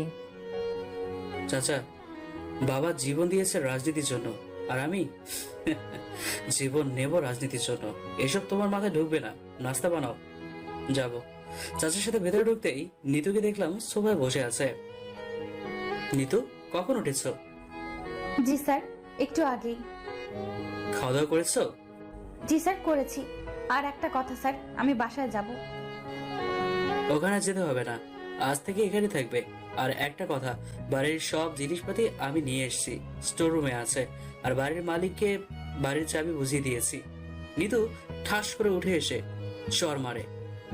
তারপর, আপনাকে আমি বলেছিলাম এসব করতে? বলুন, বলেছিলাম? আমারই ভুল হয়েছে আপনার সাহায্য চাওয়া। দয়া করছেন আমার উপর? কোন অধিকারে বলেন আমাকে ওখানে থাকতে? দুদিন পর বউ এলে আমাকে তো তাড়িয়ে দেবেন। শুধু শুধু কেন আমাকে বিরক্ত করছেন। নিতু, জাস্ট চুপ করো। এখন নিজের ঘরে যাও, আমি রাতে এসে কথা বলছি তোমার সাথে। আমিও চাই এর শেষ দেখতে। আমি চলে যাব। যেতে পারে যেও। আর রহিম চাচা, নাস্তা দাও, যাবো আমি। খাওয়া দাওয়া শেষ করে বের হয়ে গেলাম। নির্বাচন কমিশন অফিসে এসে চোখ কপালে উঠে গেল, কারণ নির্বাচন অফিস থেকে একটাই কথা বলছে, আর তা হলো আমি সংসদ সদস্য ছিলাম না, সাথে আমার কোনো সংসদ সদস্য উপস্থিত নেই। মনটা খারাপ করে বের হতে যাব, এমন সময় স্টিভেন হাজির, সাথে একটা লোক। বস, এই যে আপনার সংসদ সদস্য পয়ের সনদ, আর এই যে সংসদের আরেক সদস্য। এখন কি কোনো সমস্যা আছে কমিশনার সাহেব? না, এখন আর সমস্যা নেই, তবে চা নাস্তা করার জন্য কিছু তো দিতে হবে নাকি? কত চান বলেন? দিন, আপনারাই দিন, কত দিবেন? পুরো 100 কোটি দেব যদি আমাদের বস ভোটে জয়ী হয়। স্যার, অবশ্যই জিতবেন। তৌফিক কথাটা শুধু মনে রাখলেই হবে। হ্যাঁ, থাকবে। আর শুনুন, সবকিছু এখন কমপ্লিট করার দায়িত্ব আপনার। বিপুল ভোটে জয়ী হলে আপনাকে আরো নগদ 10 কোটি দেওয়া হবে, ভেবে দেখবেন। স্যার, অবশ্যই মনে থাকবে। ওকে, তা আজ তাহলে আমি আসি। আল্লাহ হাফেজ। স্টিফেন, চলো যাওয়া যাক। অফিস থেকে বের হয়ে এলাম। এরপর, স্টিফেন, কোথায় পেলে এটাকে? আর জানলে কি করে এসব? বস, আমি আপনাকে আসতে বলেছি আর আমি জানবো না? আর বস, আসতে একটু দেরি হলো, এটাকে ম্যানেজ করতেই দেরি হয়েছে, না হলে আপনাকে এত সময় নষ্ট করতে হতো না। স্টিফেন, কমিশনার ভালোই লোভ করেছে, 110 কোটি টাকা। আমি কি শুধু শুধু এগিয়ে দেবো? হ্যাঁ, জয়ী হলে সালাকে রাস্তায় ক্রস ফায়ার করিয়ে সকল সম্পত্তি গরিবদের বিলিয়ে দেব। বাসায় আসতে আসতে রাত হয়ে গেল। মুখোমুখি বসে আছি আমি আর নিতু। নিতু দুজনে নীরব। কিছুক্ষণ পর নীরবতা ভেঙে নিতুই বলতে শুরু করলো। আপনি কি পেয়েছেন আমাকে? নিজের বউ যে যা বলবেন আমি তাই করব? আমি এখন এতিম, বাবা তো চলে গিয়েছে, সাথে মায়ের দায়িত্বটাও আমার ঘাড় চাপিয়ে দিয়েছিল। সেই থেকে মা আমার বেঁচে থাকার সঙ্গী। বিয়ের ভাবনা তো কবেই বাদ দিয়েছি। এতিম মেয়েকে আর কে বিয়ে করবে? এখন মাটাও চলে গেল। নিতু, তুমি কিন্তু বেশি বলছো। আরেকটা আজে বাজে কথা বললে কিন্তু মার দেবো। জানি দিবেনই তো, কতদিন আর রাখবেন? নিজের মুখ ফুটে তো আর বলতে পারবেন না যে বের হয়ে যাও। এতে আপনাদের মতো বড় লোকের সম্মান নষ্ট হবে। আর যদি অফিসে যাই, তবে আপনাকে না বললেও আমাকে এই কথা শুনতে হবে যে দেখ দেখ, নিতু মেয়েটা কি লেডি বসের বিয়ে হয়ে বসের গাড়িতে আসে, এমনকি বাসাতেও থাকে। তার মানে কি এই মেয়ে স্যারের বিছানায় সঙ্গ দেয়? বলেন, এসব কি বলবে না? নিতু, তুমি ঘরে যাও, আমি তোমার সবকিছু জবাব দেবো। ওকে, এখন যাও নিজের রুমে।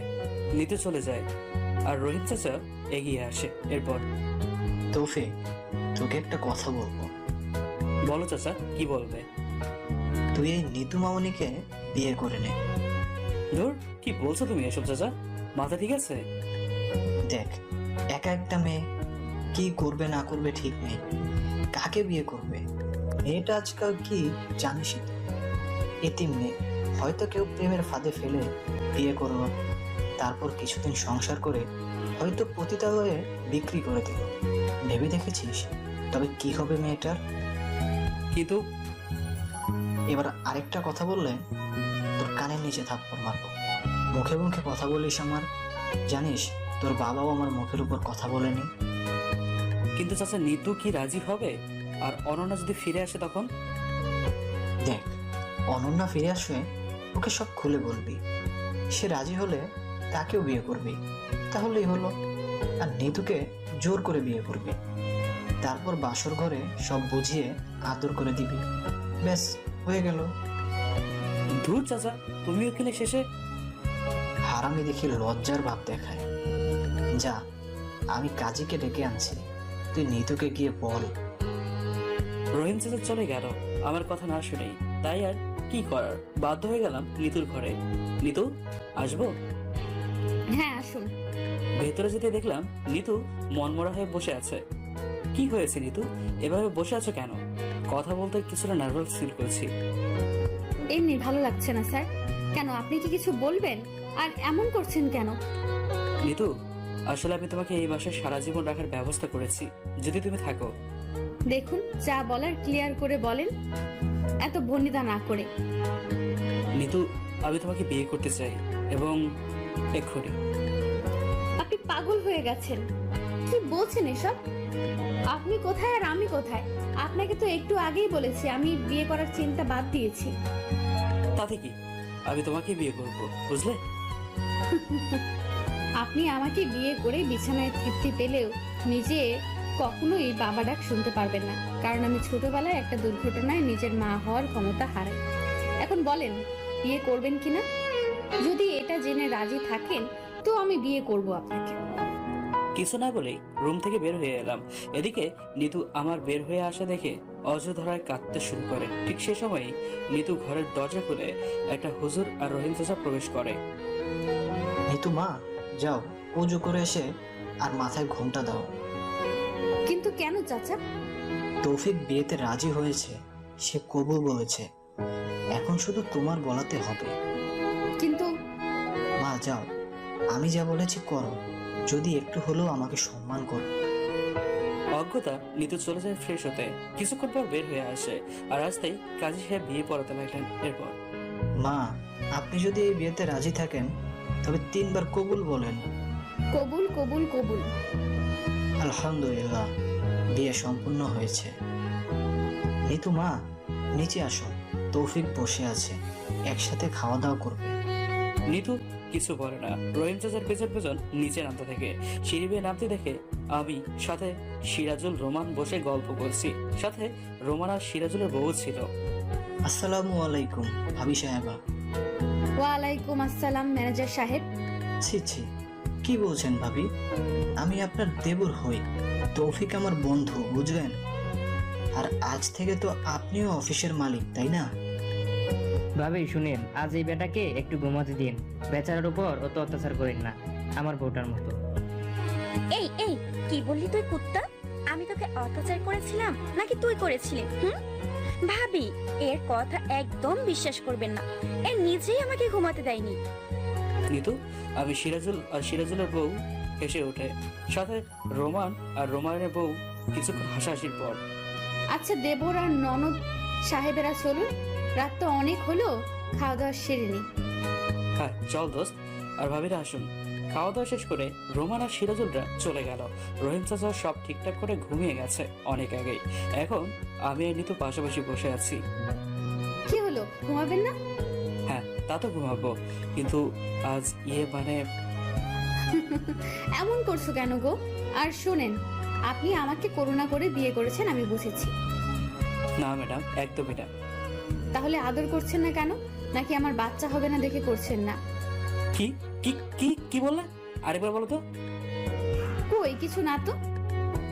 ওহে বউ পাখি, গ্রিন সিগন্যাল দিয়ে পালিয়ে যাও কোথায়?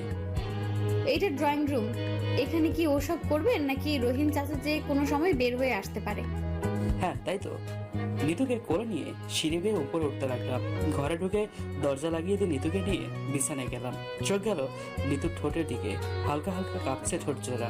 নিজেকে কেমন মাতাল মনে হলো। ঠোঁট দুটো ডুবিয়ে দিলাম নিতুর ঠোঁটে। এরপর বাকিটা ইতিহাস। পরের দিন সকালে। এই উঠছেন না কেন? জানো, এমন করছো কেন? জানোই তো গত রাতে কতটা পরিশ্রম করেছি। এখন একটু ঘুমোতে দাও। হারামি, গত রাতে আমার সব শেষ করে দিয়েছো, আর এখন উঠছে না? গত রাতে তোর মন ভরেনি, আরেকবার যদি দাও তবে উঠবো, না হলে উঠবো না। দাও। দেখুন, আমি আপনাকে সহজভাবে মেনে নিয়েছি দেখে এমন করবেন? বুঝিনি তো, নতুন জিনিস একটু ধীরে সুস্থে ব্যবহার করতে হয়। আর আমি আজ আর দেব না, বুঝলেন বড় সাহেব? বুঝলাম, তবে এখন দিন তো তাই কিচ্ছু বলবো না। রাতে শুধু আসলে তুলে নেব। বিছানা থেকে উঠতেই নিচের দিকে চোখ যেতেই দ্রুত গায়ে কম্বল দিয়ে ঢেকে ফেলি।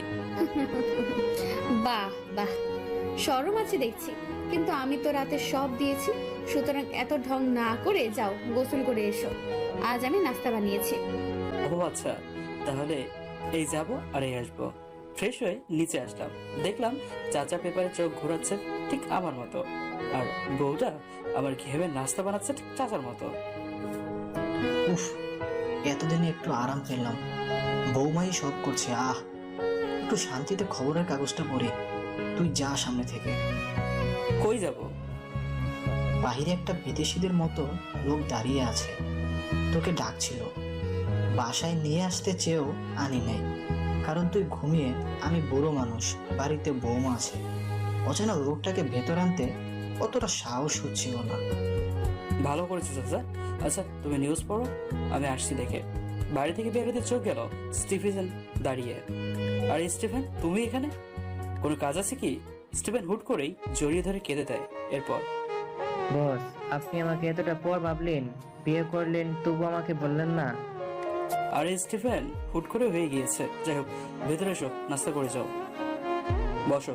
আমি আর আলবার সিদ্ধান্ত নিয়েছি, আমরা খ্রিস্টান ধর্ম ত্যাগ করে মুসলিম হব, কারণ আমাদের আপনার উপর বিশ্বাস আছে বস। আপনি যেই পথে চলবেন আমরাও সেই পথে চলবো। না স্টিফেন, তুমি আমার নয়, আল্লাহ এবং তার রাসূলের দেখানো পথ অনুযায়ী চলবে। তুমি সাক্ষ্য দাও আল্লাহ এক ও অদ্বিতীয়, তিনি ছাড়া আর কোনো মাবুদ বা ইলাহ নেই। হযরত মুহাম্মদ সাল্লাল্লাহু আলাইহি সাল্লাম তার প্রেরিত একমাত্র রাসূল। আমি সাক্ষ্য দিচ্ছি যে আল্লাহ এক ও অদ্বিতীয়, তিনি ছাড়া অন্য কোনো মাবুদ বা ইলাহ নেই। মুহাম্মদ সাল্লাল্লাহু সাল্লাম আল্লাহর রসূল। আলহামদুলিল্লাহ, এখন থেকে তোমার নাম স্টিফেন নয়, আমার ভাই তরিকুল। বুকে এসো। তরিকুল কোলাকুলি শেষ করে বিদায় নিল। আমিও ভেতরে চলে আসলাম। এই, কে এসেছিল? আমার ভাই এসেছিল। ও কই, ভেতরে আনুনি কেন? ও চলে গেল, অন্য একদিন আনবো। এখন শোনো, খেতে দাও। আজ আবার ভোটার প্রচারে বের হবো। মানে কিসের ভোট? ইলেকশনে লড়ছি আওয়ামী লীগের হয়ে, বুঝেছো? এখন খেতে দাও, আবার যেতে হবে। তুমি এসবে? বাবার স্বপ্নের বাকি কাজ শেষ করার জন্য খাওয়া দাওয়া শেষ করে বের হয়ে এলাম বাইরে। এমন সময় সামনে একটা নীল রঙের টয়োটা গাড়ি এসে থেমে থুপথাপ গাড়িতে উঠে বসি। গাড়িটা চলতে শুরু করে। গাড়িতে আমি আর তরিকুল, অর্থাৎ স্টিফেন আর অ্যালবার্ট আছে। বস, অ্যালবার্টের নাম চেঞ্জ করে তৌহিদুর রেখেছি আমি। বাহ, সব নাম দেখি একই, তৌফিক, তরিকুল, তৌহিদুল। যাই হোক, আমাদের কাজটা কি মনে আছে? জি বস, নানু সব কয়টা চামচাকে শেষ করে দেওয়া এবং নান্নুকে দুর্ভোগ করে ফেলা। কিন্তু এটা সম্ভব একমাত্র ওর ডান হাত রাহেদুলকে ধরা। আর এই রাহেদুল আমার বাবার কে ছিল জানো? না তো বস, কিরে তরিকুল, তুই জানিস? না তো বস, কে ছিল? আমার বাবার সৎ ভাই। কি অবাক হলে? আমিও অবাক হয়েছি, কারণ এটা আমিও জানতাম না। জেনেছি তখনই যখন বাবার ডায়েরি আমি পেয়েছিলাম। বস, এই শালাকে আমরা কোথায় পাবো? কি, তোদের খোঁজ নিয়েছো? জি বস, এই তো সামনে একটা গোডাউন আছে, ঠিক সেইখানে ওদের আস্থানা। কতজন থাকে ওখানে? বস, কমসে কম 15 জন, কিন্তু টেনশন নেই বস, আমাদের ফাইট করতে হবে না, জাস্ট যাবো আর টুপ করে বোমা মেরে দিয়ে যাবো। তাহলে কি আমরা নানুর গোপন প্ল্যান জানতে পারবো? তহিদুল কথাটা ভালো বলেছ, কিন্তু আমাদের ওটা করে চলবে না। পেছন থেকে হামলা করতে হবে। যেহেতু ধরলাম ওরা 20 জন, আমরা 3 জন, তাই হিসেব করে দেখো, আমাদের 3 জনকে 3 ভাগ হতে হবে এবং 6 জন করে টপকে দিতে হবে, এবং শেষে ওই রাহিদুলকে জীবিত রাখবে। নির্দিষ্ট স্থানে গাড়ি রেখে আমি, তৌহিদুল আর তরিকুল বের হলাম। বস, এই নিন আপনার লেজার আর M4 পিস্তল। বাহ, কই বের এই দুটো? এই দুটো তো শুধু আমার সেনাবাহিনীর কাছে থাকে। বস, এটা তৌহিদুল তৈরি করেছে। ওকে, পরে কথা হবে। 3 জন 3 দিক দিয়ে ঢুকে পড়ো। তরিকুল আর তৌহিদুল, তোমাদের কাজ গোডাউনের বাইরে যারা সব কটাকে শুট করা আর যত লাশগুলো সরিয়ে ফেলা। আর আমি গোডাউনের পেছনের দরজা দিয়ে ঢুকবো। All the best. গাড়ি থেকে নেমে কথা অনুযায়ী তরিকুল আর তৌহিদুল চলে গেল বাড়ির গেটের সামনে। তরিকুল দেয়াল টপকে ভিতরে গেল, আর তৌহিদুল পাশে বড় একটা গাছে উঠতে লাগলো। ওদের এই সাহসিকতার বুদ্ধিমত্তা দেখে অবাক হলাম, সাথে খুশিও হলাম। হাঁটতে হাঁটতে গোডাউনের পেছনে চলে আসলাম, কিন্তু কোনো দরজা পেলাম না। হঠাৎ একটা ভাঙা জানলা দিয়ে বিড়ালকে বেরোতে দেখে খুশি হয়ে এগিয়ে গেলাম। আর যা ভেবেছিলাম তাই, আমি সহ আরো 2-1 জন ঢুকতে পারবে। ফোনটা বের করে আমার অনাথ লিডার আশিককে ফোন দিলাম। আশিক, দ্রুত গোডাউনের পেছনে চলে আসো। আসলে আমি তরিকুল আর তৌহিদুলকে নিয়ে আসলো। আগে থেকে আমার আরো 25 জনের একটা টিম ঠিক করে রেখেছিলাম, যারা গোডাউনের উপর নজর রাখছিল। একটু পর আশিক এলো। সব কি বলার আগে পুরো গোডাউন ঘিরে ফেলে একটা লোক যেন বেঁচে থাকতে না পারে, আর 5 জনকে এখানে দাঁড়িয়ে থাকতে বলো, সাথে স্নাইপারকে রেডি থাকতে বলো। বস, এই একটা সামান্য লোককে ধরতে এত কিছু করতে হবে? আশিক, শত্রুকে দুর্বল ভেবো বোকাপি। এত কথা না বলে যেটা বলেছি সেটা করো। ওকে বস। আমি ভেতরে ঢুকে অবাক হলাম। বাহ, এই গোডাউনের ভিতরে এত কিছু, একদম 5 স্টার হোটেলের মতো সাজসজ্জা। কিন্তু এসব তো আশিক বলেনি। দ্রুত তরিকুলকে কন্ট্যাক্ট করলাম। হ্যালো তরিকুল, দ্রুত আশিককে ধরে ফেলো, সালা বেহিমিনি করেছে। কথা বলতে বলতে পায়ের শব্দ পেয়ে দ্রুত লাইট ভেঙে দিলাম, আর সাথে সাথে পুরো ঘর অন্ধকার হয়ে গেল। দ্রুত দরজার কাছে গেলাম আর নিঃশ্বাস প্রাণীর মতো কান খাড়া করে শুনতে লাগলাম। 1 2 3 4 5। একে একে 5 জনের পায়ের আওয়াজ পেয়ে হাসলাম একটু। পায়ের মোজা খুলে লেজার বিম গান বের করে অন করলাম, সাথে ম্যাগনিফাই গুগলস করে, আর সবকিছু দিনের মতো পরিষ্কার দেখতে পেলাম। একদমই ঠিকই ভেবেছি, 5 জন লোক, হাতে রিভলভার, ওদের কথোপকথন। কিরে কুত্তার বাচ্চা, কই গেল? আর লাইটটা কেন নষ্ট বলতো? কিভাবে বলবো, আমি তো তোর সাথে ছিলাম। আমার মনে হয় বিড়ালটা আবার এসেছে। বসকে বলি জানালাটা ঠিক করি, কিন্তু তিনি শুনেই না। আচ্ছা বস, এই যে শালাকে টুপ দিয়েছি, সে কি জানে যে বসে 1 নাম্বার গিরগিটি, যখন তখন রং বদলায়। সরকার শেষ হলে শালাকে মেরে দিবে।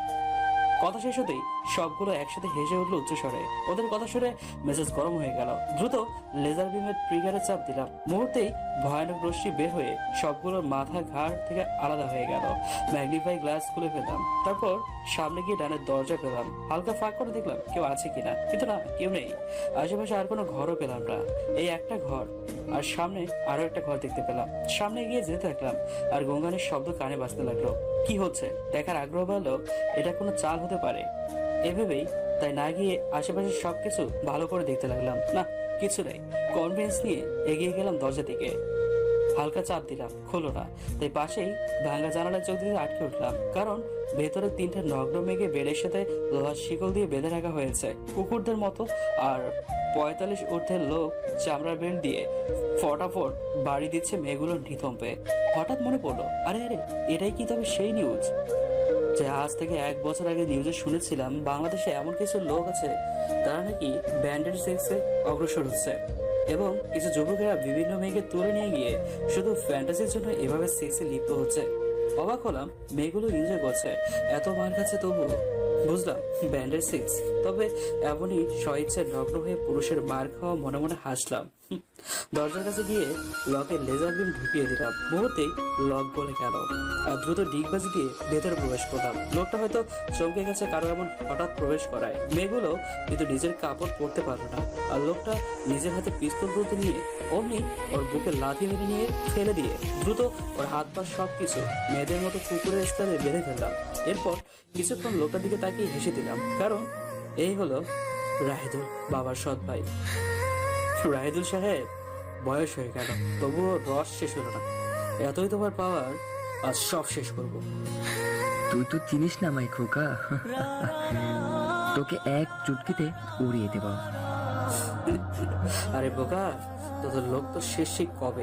যাই হোক, আমি এবার তোর সাথে ব্র্যান্ডেড সেক্স করবো, কিন্তু এখানে নয় পাগলা। তৌহিদুলের সাথে কন্ট্যাক্ট করলাম। তৌহিদুল, কাজ শেষ? ইয়েস বস, শেষ। আমি আর তরিকুল এই আশিককে বেঁধে রেখেছি। গুড। এখন কথা কম, দ্রুত আমাদের কন্টেইনার বাহী ট্রাক নিয়ে এসো, আর সাথে তোমরা ভেতরে চলে এসো। বস, আশিক কি করেছে? আমাদের লোকেশন সবকিছু রাহিদুলকে বলে দিয়েছে সালা, তাও কিছু টাকার জন্য। বস, এটাকে সহ বাকিগুলোকে কি করব? এই পুরো গোডাউনে বম লাগিয়ে দাও, আর এইগুলোকে বেঁধে এখানে ফেলে রাখো। ওকে, আয়। বোম লাগানোর কাজ শেষ হতে এতেই প্রায় 8 ঘন্টা সময় চলে গেল। একটু পর ট্রাকে করে আসলো। মেয়েটিটাকে ওই নগ্ন অবস্থাতে গাড়িতে তুললাম, সাথে রাহিদুলকেও। তারপর কিছুতে যেতেই বোমগুলোর টাইম কত? বস, আর মাত্র 5 মিনিট আছে। ড্রাইভার, গাড়ি ফাস্ট চালাও। প্রায় 100 মিটার যাওয়ার পরেই পুরো শহর জুড়ে বিকট শব্দ কেঁপে ওঠে। মুচকি হেসে সোজা নিজের আস্থানে চলে এলাম। একে একে সবগুলোকে নামালাম। এরপর তহিদের তো বলো, এই মেয়েগুলো কি করবো? বস, এদের আমি চিনি। এরা হলো চামড়া বিক্রেতা। বিভিন্ন নাইট ক্লাবে ব্যান্ডেড সেক্স করে এদের মা বাবা এদের পেশায় সমাজে মুখ দেখাতে না পেরে আত্মহত্যা করেছে। তো তরিগলা তহিদুল, তোমরা সহ আমাদের এই আস্থানে যত ক্রু আছে সবাই এই তিনটাকে যা খুশি করো, তবে মনে রেখো বেঁচে যেন না থাকে। আর আমি রাহেদুলের সাথে একটু সেক্সের প্র্যাকটিস করে আসি। রাহেদুলকে আবার সামনে রেখে সবাই তিনটা মেয়েকে নিয়ে চলে গেল। এই তুই প্লিজ বল কে তুই? তুই জানিস আমি নান্নুর লোক, তোকে একদম পুঁতে ফেলবে নান্নু। তুই কি জানিস হ্যাঁ আমি তো সৎ ভাইয়ের ছেলে, যাকে তুই আর নান্নু হত্যা করেছিলি। হ্যাঁ কি? আব্বে হালা, এত কি করছিস কেন? যা শুনেছি একদম সত্যি। এখন চুপচাপ আমার কথাগুলো জবাব দিবি, নয়তো তোর লাশ একদম এত এত টুকরো করবো যদি জানতেই পারবি না। আর এসব ঠিক তোকে জীবিত রেখেই পা থেকে শুরু করব, আর মাথায় গিয়ে শেষ। তুই কি চাস বল? তোর এই সুন্দর দেহটাকে আবার এত এত টুকরো করি? হ্যাঁ না ভাতিজা, আমি তো তোমার চাচু হই, আমার সাথে কি তুমি এমন করতে পারবে বলো? তারপর বলো কি জানতে চাও। গুড। আমার বাবাকে কেন হত্যা করলি সেটা বল। আর এই নান্নুর বাচ্চাকে কোথায় পাবো? আসলে এই যে এতে তো পাওয়ার সম্পত্তি সম্মানের জন্য করেছি, আর ভাগ্য ভালো ছিল তোদের কেন যেন তোদের মারিনি, আর যার কারণে আজ নিজের মৃত্যু সামনে চলে এলো। জানিস তো কেউ কোনো পাপ করে কখনোই ধামাচাপা দিতে পারে না। আই মিন পৃথিবীতে পারফেক্ট ক্রাইমিং কেউ করতে পারে না, কোথাও না কোথাও গুলো রেখেই যায়। যাই হোক, নান্নুকে তো আমি চিনে গেছি বুঝলি, কিন্তু বল তোকে কি করব? মন তো চাচ্ছে তোকে ফ্রিজে রেখে দিই, যেমন আমার বাবাকে রেখেছিলি।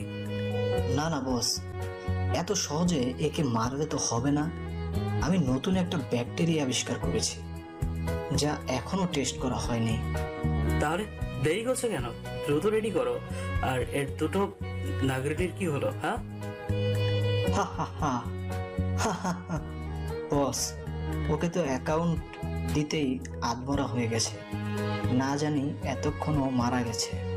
বস, আমি কি নিয়ে আসবো ব্যাকটেরিয়া বক্স? আবার জিজ্ঞেস করে দ্রুত নিয়ে এসো। একে দেখতেও ঘৃণা লাগছে, বিদায় করব আগে একে, তারপর বাসায় ফিরে যাব। তরিকুল আরো কয়েকজন ধরাধরি করে কাছের একটা ঘর বা গ্রিন হাউসের মতো কাছের তৈরি ঘর নিয়ে এসে সামনে রাখলো। তারপর বস এটাই। বস এই নিন ম্যাগনিফাই গ্লাস, এখন দেখুন। গ্লাসটা হাতে নিয়ে বক্সের দিকে তাকাতে ঘৃণায় গা ঘিনঘিন করে উঠছে। এত নিকৃষ্ট জীব আছে জানা ছিল না। দেখতে একদম ড্রেনে জমে থাকা পানিতে যেরকম অক্টোপাসের মতো হাজার পাওয়ালা প্রাণী। কি বলো তারুগুল? আগে বলবে না, তাহলে তো আর দেখতাম না। এখন ভাতও জমা হবে না। বস, এখানেই এই কুত্তার বাচ্চাকে ফেলে দিব? দিবে তো দেরি করছে কেন? হাত পা বেঁধে ফেলে দাও, তাহলে তো হয়। তরিকুল সহ আরো কয়েকজন রাহিদুলের হাত পা শিকল দিয়ে বেঁধে গাছের মধ্যে ফেলে দিতেই কেন যেন রাহিদুলের দেহ থেকে ধরধর করে রক্ত বেরোতে শুরু করলো। আর রাহিদুল মুখের দিকে চোখ গেল, মনে হচ্ছে প্রচুর চিৎকার করছে, কিন্তু আমরা শুনতে পাচ্ছি না, কারণ ঘরটা সাউন্ড প্রুফ, মানে ভেতর থেকে কোনো শব্দ শোনা যাবে না, কিন্তু বাইরে থেকে সব শোনা যাবে। মেয়েটার কি করলে? বস, ওটাকে কয়েকশো টুকরো করে ফেলেছি, আপনার হুকুম পেলে টুকরোগুলো সমুদ্রে ফেলে দিয়ে আসবো। তো দিয়ে আসো। আর তারিকুল, এর যতক্ষণ না অদৃশ্য হচ্ছে ঠিক ততক্ষণ তুমি সব বাকি সবাই এখানে থাকবে। আমার কাজ আছে একটা, আমি গেলাম, আগামীকাল দেখা হবে। গোডাউন থেকে বের হয়ে সোজা গাড়িতে বসে ড্রাইভ করতে লাগলাম। হঠাৎ চোখ গেল রাস্তার উপর পড়ে থাকা একটা লোকের দিকে। দেখে মনে হলো ভিকু, কিন্তু চেনা জানা লাগছিল। কিছুতেই মনে করতে পারলাম না কে লোকটা। যাই হোক, ওসব মাথা থেকে ঝেড়ে ফেলে বাসায় গেলাম। যেতেই নিতু বউ পাখিটা হাজির। কি হলো, সামনে দাঁড়ালে কেন? এই এই রাগ কাকে দেখাচ্ছ? গত রাতে কত রোমান্টিক দেখলাম, আর পরের দিনে পুরাতন হয়ে গেলাম নাকি? নিতু পাখি, আমি তো একটা বিষয় ভাবছি, কেন তোমার নাম অরণ্যা পাখি বা তনু পাখি হলে কেমন হতো? নিতু কথাটা শুনে তেলে বেগুনে জ্বলে উঠেই দরজার পেছন থেকে ঝাড়ু বের করে মারতে শুরু করে দিল। আরে আরে, মারছো কেন? হারামি লুচ্চা, সত্যি করে বল, এই অনন্য আর তনু পাখি কে? নয়তো তোর একদিন কি আমার যতদিন লাগে। আরে আরে, জানো এগুলো তো তুমি না। তবুও থামছে না। উপায় না পেয়ে জাপটে ধরে রুমের দিকে যেতে লাগলাম। বাহ বাহ বাহ, মারা বাদিয়ে দিয়েছে। মুখের দিকে চোখ গেল, চোখগুলো কেমন যেন নেশা জানান দিচ্ছে। তবে কি পরের দিন ঘুম থেকে উঠে সোজা বাথরুমে ফ্রেশ হয়ে বাইরে আসতে চোখ গেল বিছানার দিকে। নিতু এখনো ঘুমে ধূপধাপ বের হয়ে নিচে আসলাম। রহিম চাচা খেতে দিল। খেয়ে গাড়িটা নিয়ে সোজা গোডাউনে আসলাম, কিন্তু আজব বিষয় কাউকে যেন দেখছি না। পকেট থেকে রিভলভার বের করে লোড করে সাবধানে এগিয়ে যেতে লাগলাম। চারদিকে পিনপত নীরবতা, মনে খটকা লাগতে শুরু করলো। তারিকুল, তৌহিদুল, বাকি সবার কিছু হলো না তো। হাজারটা চিন্তা মাথায় নিয়ে চোখ গেল একটা ঘরে, লাইট জ্বলছে, সাথে অনেকগুলো লোকের ছায়া। দ্রুত এগিয়ে গিয়ে হতবাক হয়ে গেলাম। আরে তরিকুল, এভাবে দাঁড়িয়ে আছো কেন? তৌহিদুল দাঁড়িয়ে আছো কেন? বস, রাহিদুলের দেহ আর একটু বাকি আছে, অদৃশ্য হয়ে যাবে আর একটু পরেই। ওদের কথাটা শুনে গতকালের কথাটা মনে পড়তে চোখ দিয়ে পানি পড়তে শুরু করলো। হুট করে ওদের জড়িয়ে ধরে কেঁদে দিলাম। আরে পাগল, আমি বলেছি বলে কি খাওয়া দাওয়া বা ঘুম বাদ দিয়ে এভাবে দাঁড়িয়ে থাকতে হবে? দেখেই বোঝা যাচ্ছে কি অবস্থা হয়েছে সবার। যাও দ্রুত রেডি হয়ে এসো, আজকে সবার ছুটি, ঘুরতে যাবো আমরা। এই পোকাগুলোকে তরিকুল সরিয়ে রাখো, সাথে এর সংস্পর্শে যেন কেউ না আসে। ওকে বস। সবাই চলে গেল, আমি বের হয়ে গাড়িতে বসলাম। এমন সময় গতকালের ওই পাগল টাইপের লোকটার কথা মনে পড়তেই চমকে গেলাম। আরে এ তো মনে হচ্ছে অরণ্যার বাবা। দ্রুত সে জায়গায় যেতে গিয়েও গেলাম না। তরিকুল, তৌহিদুল সহ বাকি সবাই এসে গেছে। দুইটা হাইস গাড়ি নিয়ে চললাম ঘোরার পথে। বস, ভোট তো সামনে, আর কয়েকদিন বাকি, কি করবেন? ভোটের চিন্তা নেই, সব কমিশনার করবে। আমি শুধু আছি নানুকে উঠতে। সালাকে কিভাবে বাগে পাবো আর ওখানে টপকে দেবো। বস, এটা কেমন যেন হয়ে গেল না? তৌহিদুল, তুমি কি বলতে চাচ্ছ? আমি বুঝেছি, তবে কুকুরদের সাথে পাঙ্গানিতে নেই, বুঝলে? পাঙ্গানিতে হয় বনের উন্মুক্ত সিংহের সাথে, আর আমি অতটাও রিস্ক দিতে চাই না। এক তোমাদের ভাবি, দুই তোমরা। বস, আমি একটা বিষয় লক্ষ্য করেছি, আপনি কেমন যেন কথা বলার সময় অস্বস্তি বোধ করছেন। কিছু কি হয়েছে? হয়েছে, আসলে ওদের সব খুলে বললাম। বস, চলুন দ্রুত ওই জায়গায় আমরা সকলে ওকে খুঁজে বের করব। কিন্তু কোনো কিন্তু নয় বস, চলুন আমরা সবাই খুঁজবো ওনাকে। অতপর গাড়ি নিয়ে সোজা 3 রাস্তার মোড়ে চলে এলাম এবং খুঁজতে শুরু করলাম, কিন্তু না, পেলাম না। হতাশ হয়ে বের হয়ে পাশেই একটা চায়ের দোকানে বসলাম। এই যে ভাই, এটা কি সরকারি জিনিস পাইছেন? চা অর্ডার না করে বসে পড়লেন। আসলে ভাই প্রচুর হাবিয়ে গেছি তো, তাই বসছি। এতে কি হয়েছে? রাগ করছেন কেন? রাগ কি করি সাদে? কেউ আমার দোকানে চা আর খাচ্ছে না। চা না বিক্রি হলে সংসার চলবো কেমনে? কেন খেতে যাচ্ছে না? কেন আবার? গতকাল একটা পাগল এসেছিল, দেখে দয়া হয়েছিল, তাই 1 কাপ চা আর পাউরুটি খেতে দিয়েছিলাম। ব্যাস, চা হবার তাই হলো। কোনো এক ব্যক্তি বড় বেলালো আমি পাগলকে যে কাপে চা খাওয়াই, সেটাতে নাকি আমি আর 10টা মানুষকেও চা খাওয়াই। কিন্তু আপনি দেখেন, আমি 1 টাইম গ্লাস ব্যবহার করি। বুঝলাম। তা সেই পাগলটা দেখতে কেমন আর কোথায় সেই লোক? সন্দেহ হলো এটাই তো সেই লোক নয় যাকে আমি খুঁজছি। এই যে ভাঙা বাড়িটা দেখছেন না, ওরই পাশে একটা ভাঙা ঘরে থাকে। কতবার ওই বাড়ির মালিক তাড়িয়ে দিল, তবু আসে। এক পর্যায়ে মালিকই বাড়ি থেকে চলে যায়। এমন সময় আমার সবগুলো লোক এলো, সাথে তরিকুল আর তৌহিদুল। ভাই, পেলাম না। সমস্যা নেই, বসো আর চা খাও। মামা, 30 কাপ চা দাও। কি এত কাপ চা কে খাবে? এই যে আমার ভাইরা, আমি খাবো। চাওয়ালা মামা মনে হয় অনেক অবাক, সাথে খুশিও হলো। চা খেয়ে বিল মিটিয়ে ভাঙ্গা বাড়ির ভেতরে গেলাম। দেখলাম একটা লোক শুয়ে আছে, মুখ ভর্তি দাঁড়িয়ে, মনে মনে সেভ করে। তরিকুল, এই সেই, চলো একে নিয়ে চলো। এই তুমি আমাকে কোথায় নিয়ে যাচ্ছ? বস, এ তো মনে হচ্ছে পাগল নয়, দেখুন সাধারণ আর স্বাভাবিক কথা বলছে। হ্যাঁ, আমি পাগল নই। তাহলে এমন কেন আপনার চেহারা? দেখে মনে হচ্ছে মানসিক ভারসাম্যহীন, কিন্তু কথাটা একদমই স্বাভাবিক। বস, আমার মনে হচ্ছে এ কোনো দেশের এজেন্ট, দালালি করে। ধুর, কি যাতা বলছিস। বস, আপনি কি করবেন? আপনার নাম কি জনাব? ইহাদুল মুহিত। নামটা তো আফগানিস্তানের। আপনি সঠিক করে বলুন তো, আপনি এখানে কেন? আর আপনাকে আমার চেনা চেনা লাগছে। আমার বাবা একজন আফগানিস্তানের বাসিন্দা, কিন্তু আমি বাংলাদেশে ঘুরতে এসেছিলাম তালিবানদের শাসন আমলে, এবং এখানে এসে একটা হাফেজার প্রেমে পড়ে যায়, আর শেষমেশ বিয়ে করে সংসার করতে থাকি।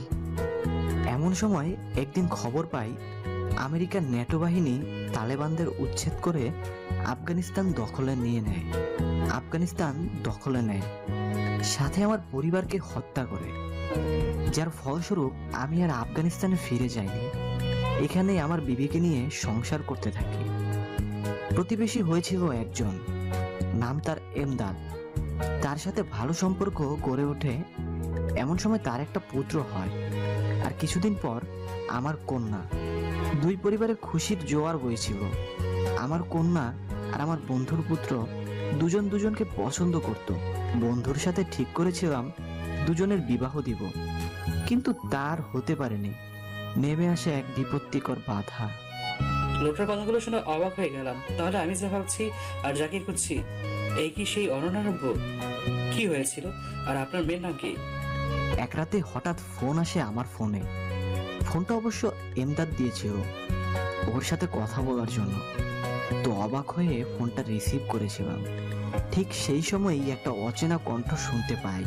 তো কেউ একজন বলছিল, বাঁচতে চাস তো এখনই পালা, হা হা হা। কণ্ঠটা এত এত ভয়ঙ্কর ছিল যে গা শিউরে উঠেছিল। কিন্তু বেবি আর কন্যার কথা চিন্তা করে পরের দিন সকালে এই বাড়িটা ছেড়ে বের হয়ে পড়ি। কন্যাকেও বারণ করেছিলাম কাউকে কিছু না বলতে। আপনার কন্যার নাম কি অনন্যা? জি হ্যাঁ, আমার কন্যার নাম অনন্যা জাহান। আর নিজেকে কন্ট্রোল করতে পারেনি, লোকটাকে জড়িয়ে ধরে কেঁদে দেয়। হ্যাঁ, এটা খুশির কান্না, নিজের অনন্যাকে খুঁজে পাওয়ার একটা মাধ্যম। বলেন না আঙ্কেল, অনন্যা কই? আঙ্কেল প্লিজ বলেন না অনন্যা কই? কি হয়েছে বাবা, এমন করছো কেন? আর অনন্যাকে তুমি চিনো কিভাবে? আমি এমদাদ সাহেবের পুত্র তৌফিক। কি বাবা, তুই তৌফিক? এত বড় হয়ে গেছিস। বল না এমদাদ কই? ওর সাথে আমার কথা আছে, অনেক অনেক জরুরি কথা। বাবা বেঁচে নেই আঙ্কেল, কেউ তাকে খুন করেছে। কি? যাই হোক আঙ্কেল, বলেন না অনন্যা কই? অনন্যা আর ওর মাকে নিয়ে আমি চলে গিয়েছিলাম বরিশাল। সেখানে শুরু করি মসজিদের ইমামতি করতে। ভালোই চলছিল সংসার। 3 বছর পর ওইখান থেকে আবারও পিতা হই ফুটফুটে এক কন্যা সন্তানের। একদিন ঠিক করি তোমার বাবার সাথে দেখা করতে আসবো। তো পরের দিন লঞ্চে উঠি। অনন্যা ওর মার সাথে কেবিনে ঘুমিয়ে পড়েছিল, আর আমি ছোট নিতুকে নিয়ে ছাদে উঠেছিলাম একটু বাতাস খেতে। আর ঠিক সেই সময়ই মুখোমুখি দুটো লঞ্চের ধাক্কা লাগে, আর চোখের পলকেই লঞ্চ ডুবি হয়।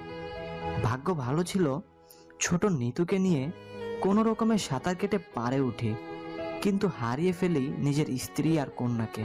সেই থেকে নিতুকে আমি নিয়ে কি করব না করব ভেবে পাই না।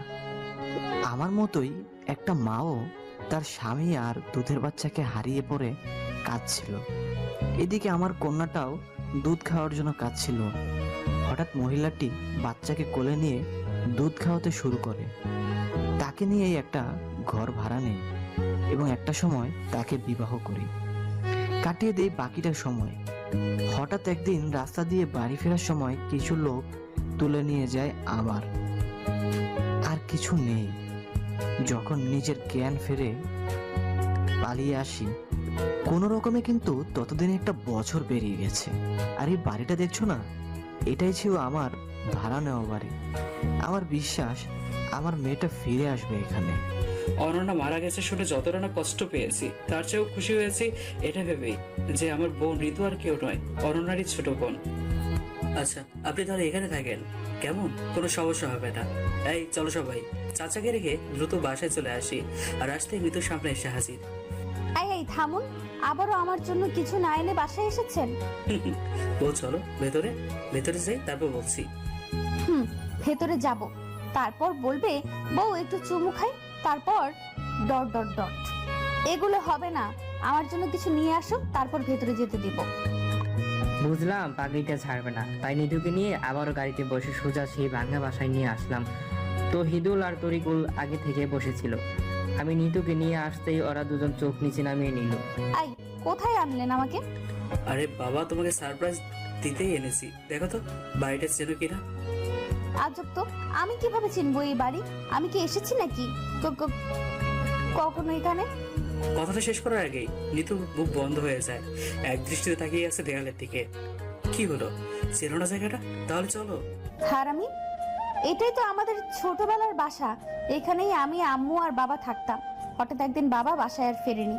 মা আর আমি পুলিশের কাছে গিয়েছিলাম, কিন্তু টাকা চেয়েছিল, কিন্তু তা আমাদের কাছে ছিল না বলে আর খোঁজ দেয়নি। মা কান্না করতে করতে বাসায় আসে, কিন্তু বাসায় আসতেই বাড়িওয়ালা ভাড়া চায়। মা না দিতে পারলে ঘরের সব কিছু ফেলে শুধু দুটো পাতিল, প্লেট, জগগুলো নিয়ে মা তার চাচার বাসায় যায়। সেই চাচা ওই বাড়িতে আশ্রয় দেয়। সেই থেকে ওই বাসায় কাটাচ্ছিলাম আর সংসার। আম্মু নিচে ওই চাচার বাসায় কাজ করে চালাচ্ছিলেন। আচ্ছা, তোমার বাবা কি দেখবে? আমার বাবা বেঁচে আছে? ওই যে ওখানে শুয়ে আছে। নিতু দৌড়ে সামনে যেতে থাকে। এদিকে ইয়াদুল মোহিত সম্পর্কে আমার শ্বশুর আব্বা ঘরটা থেকে বের হয়ে এসছে।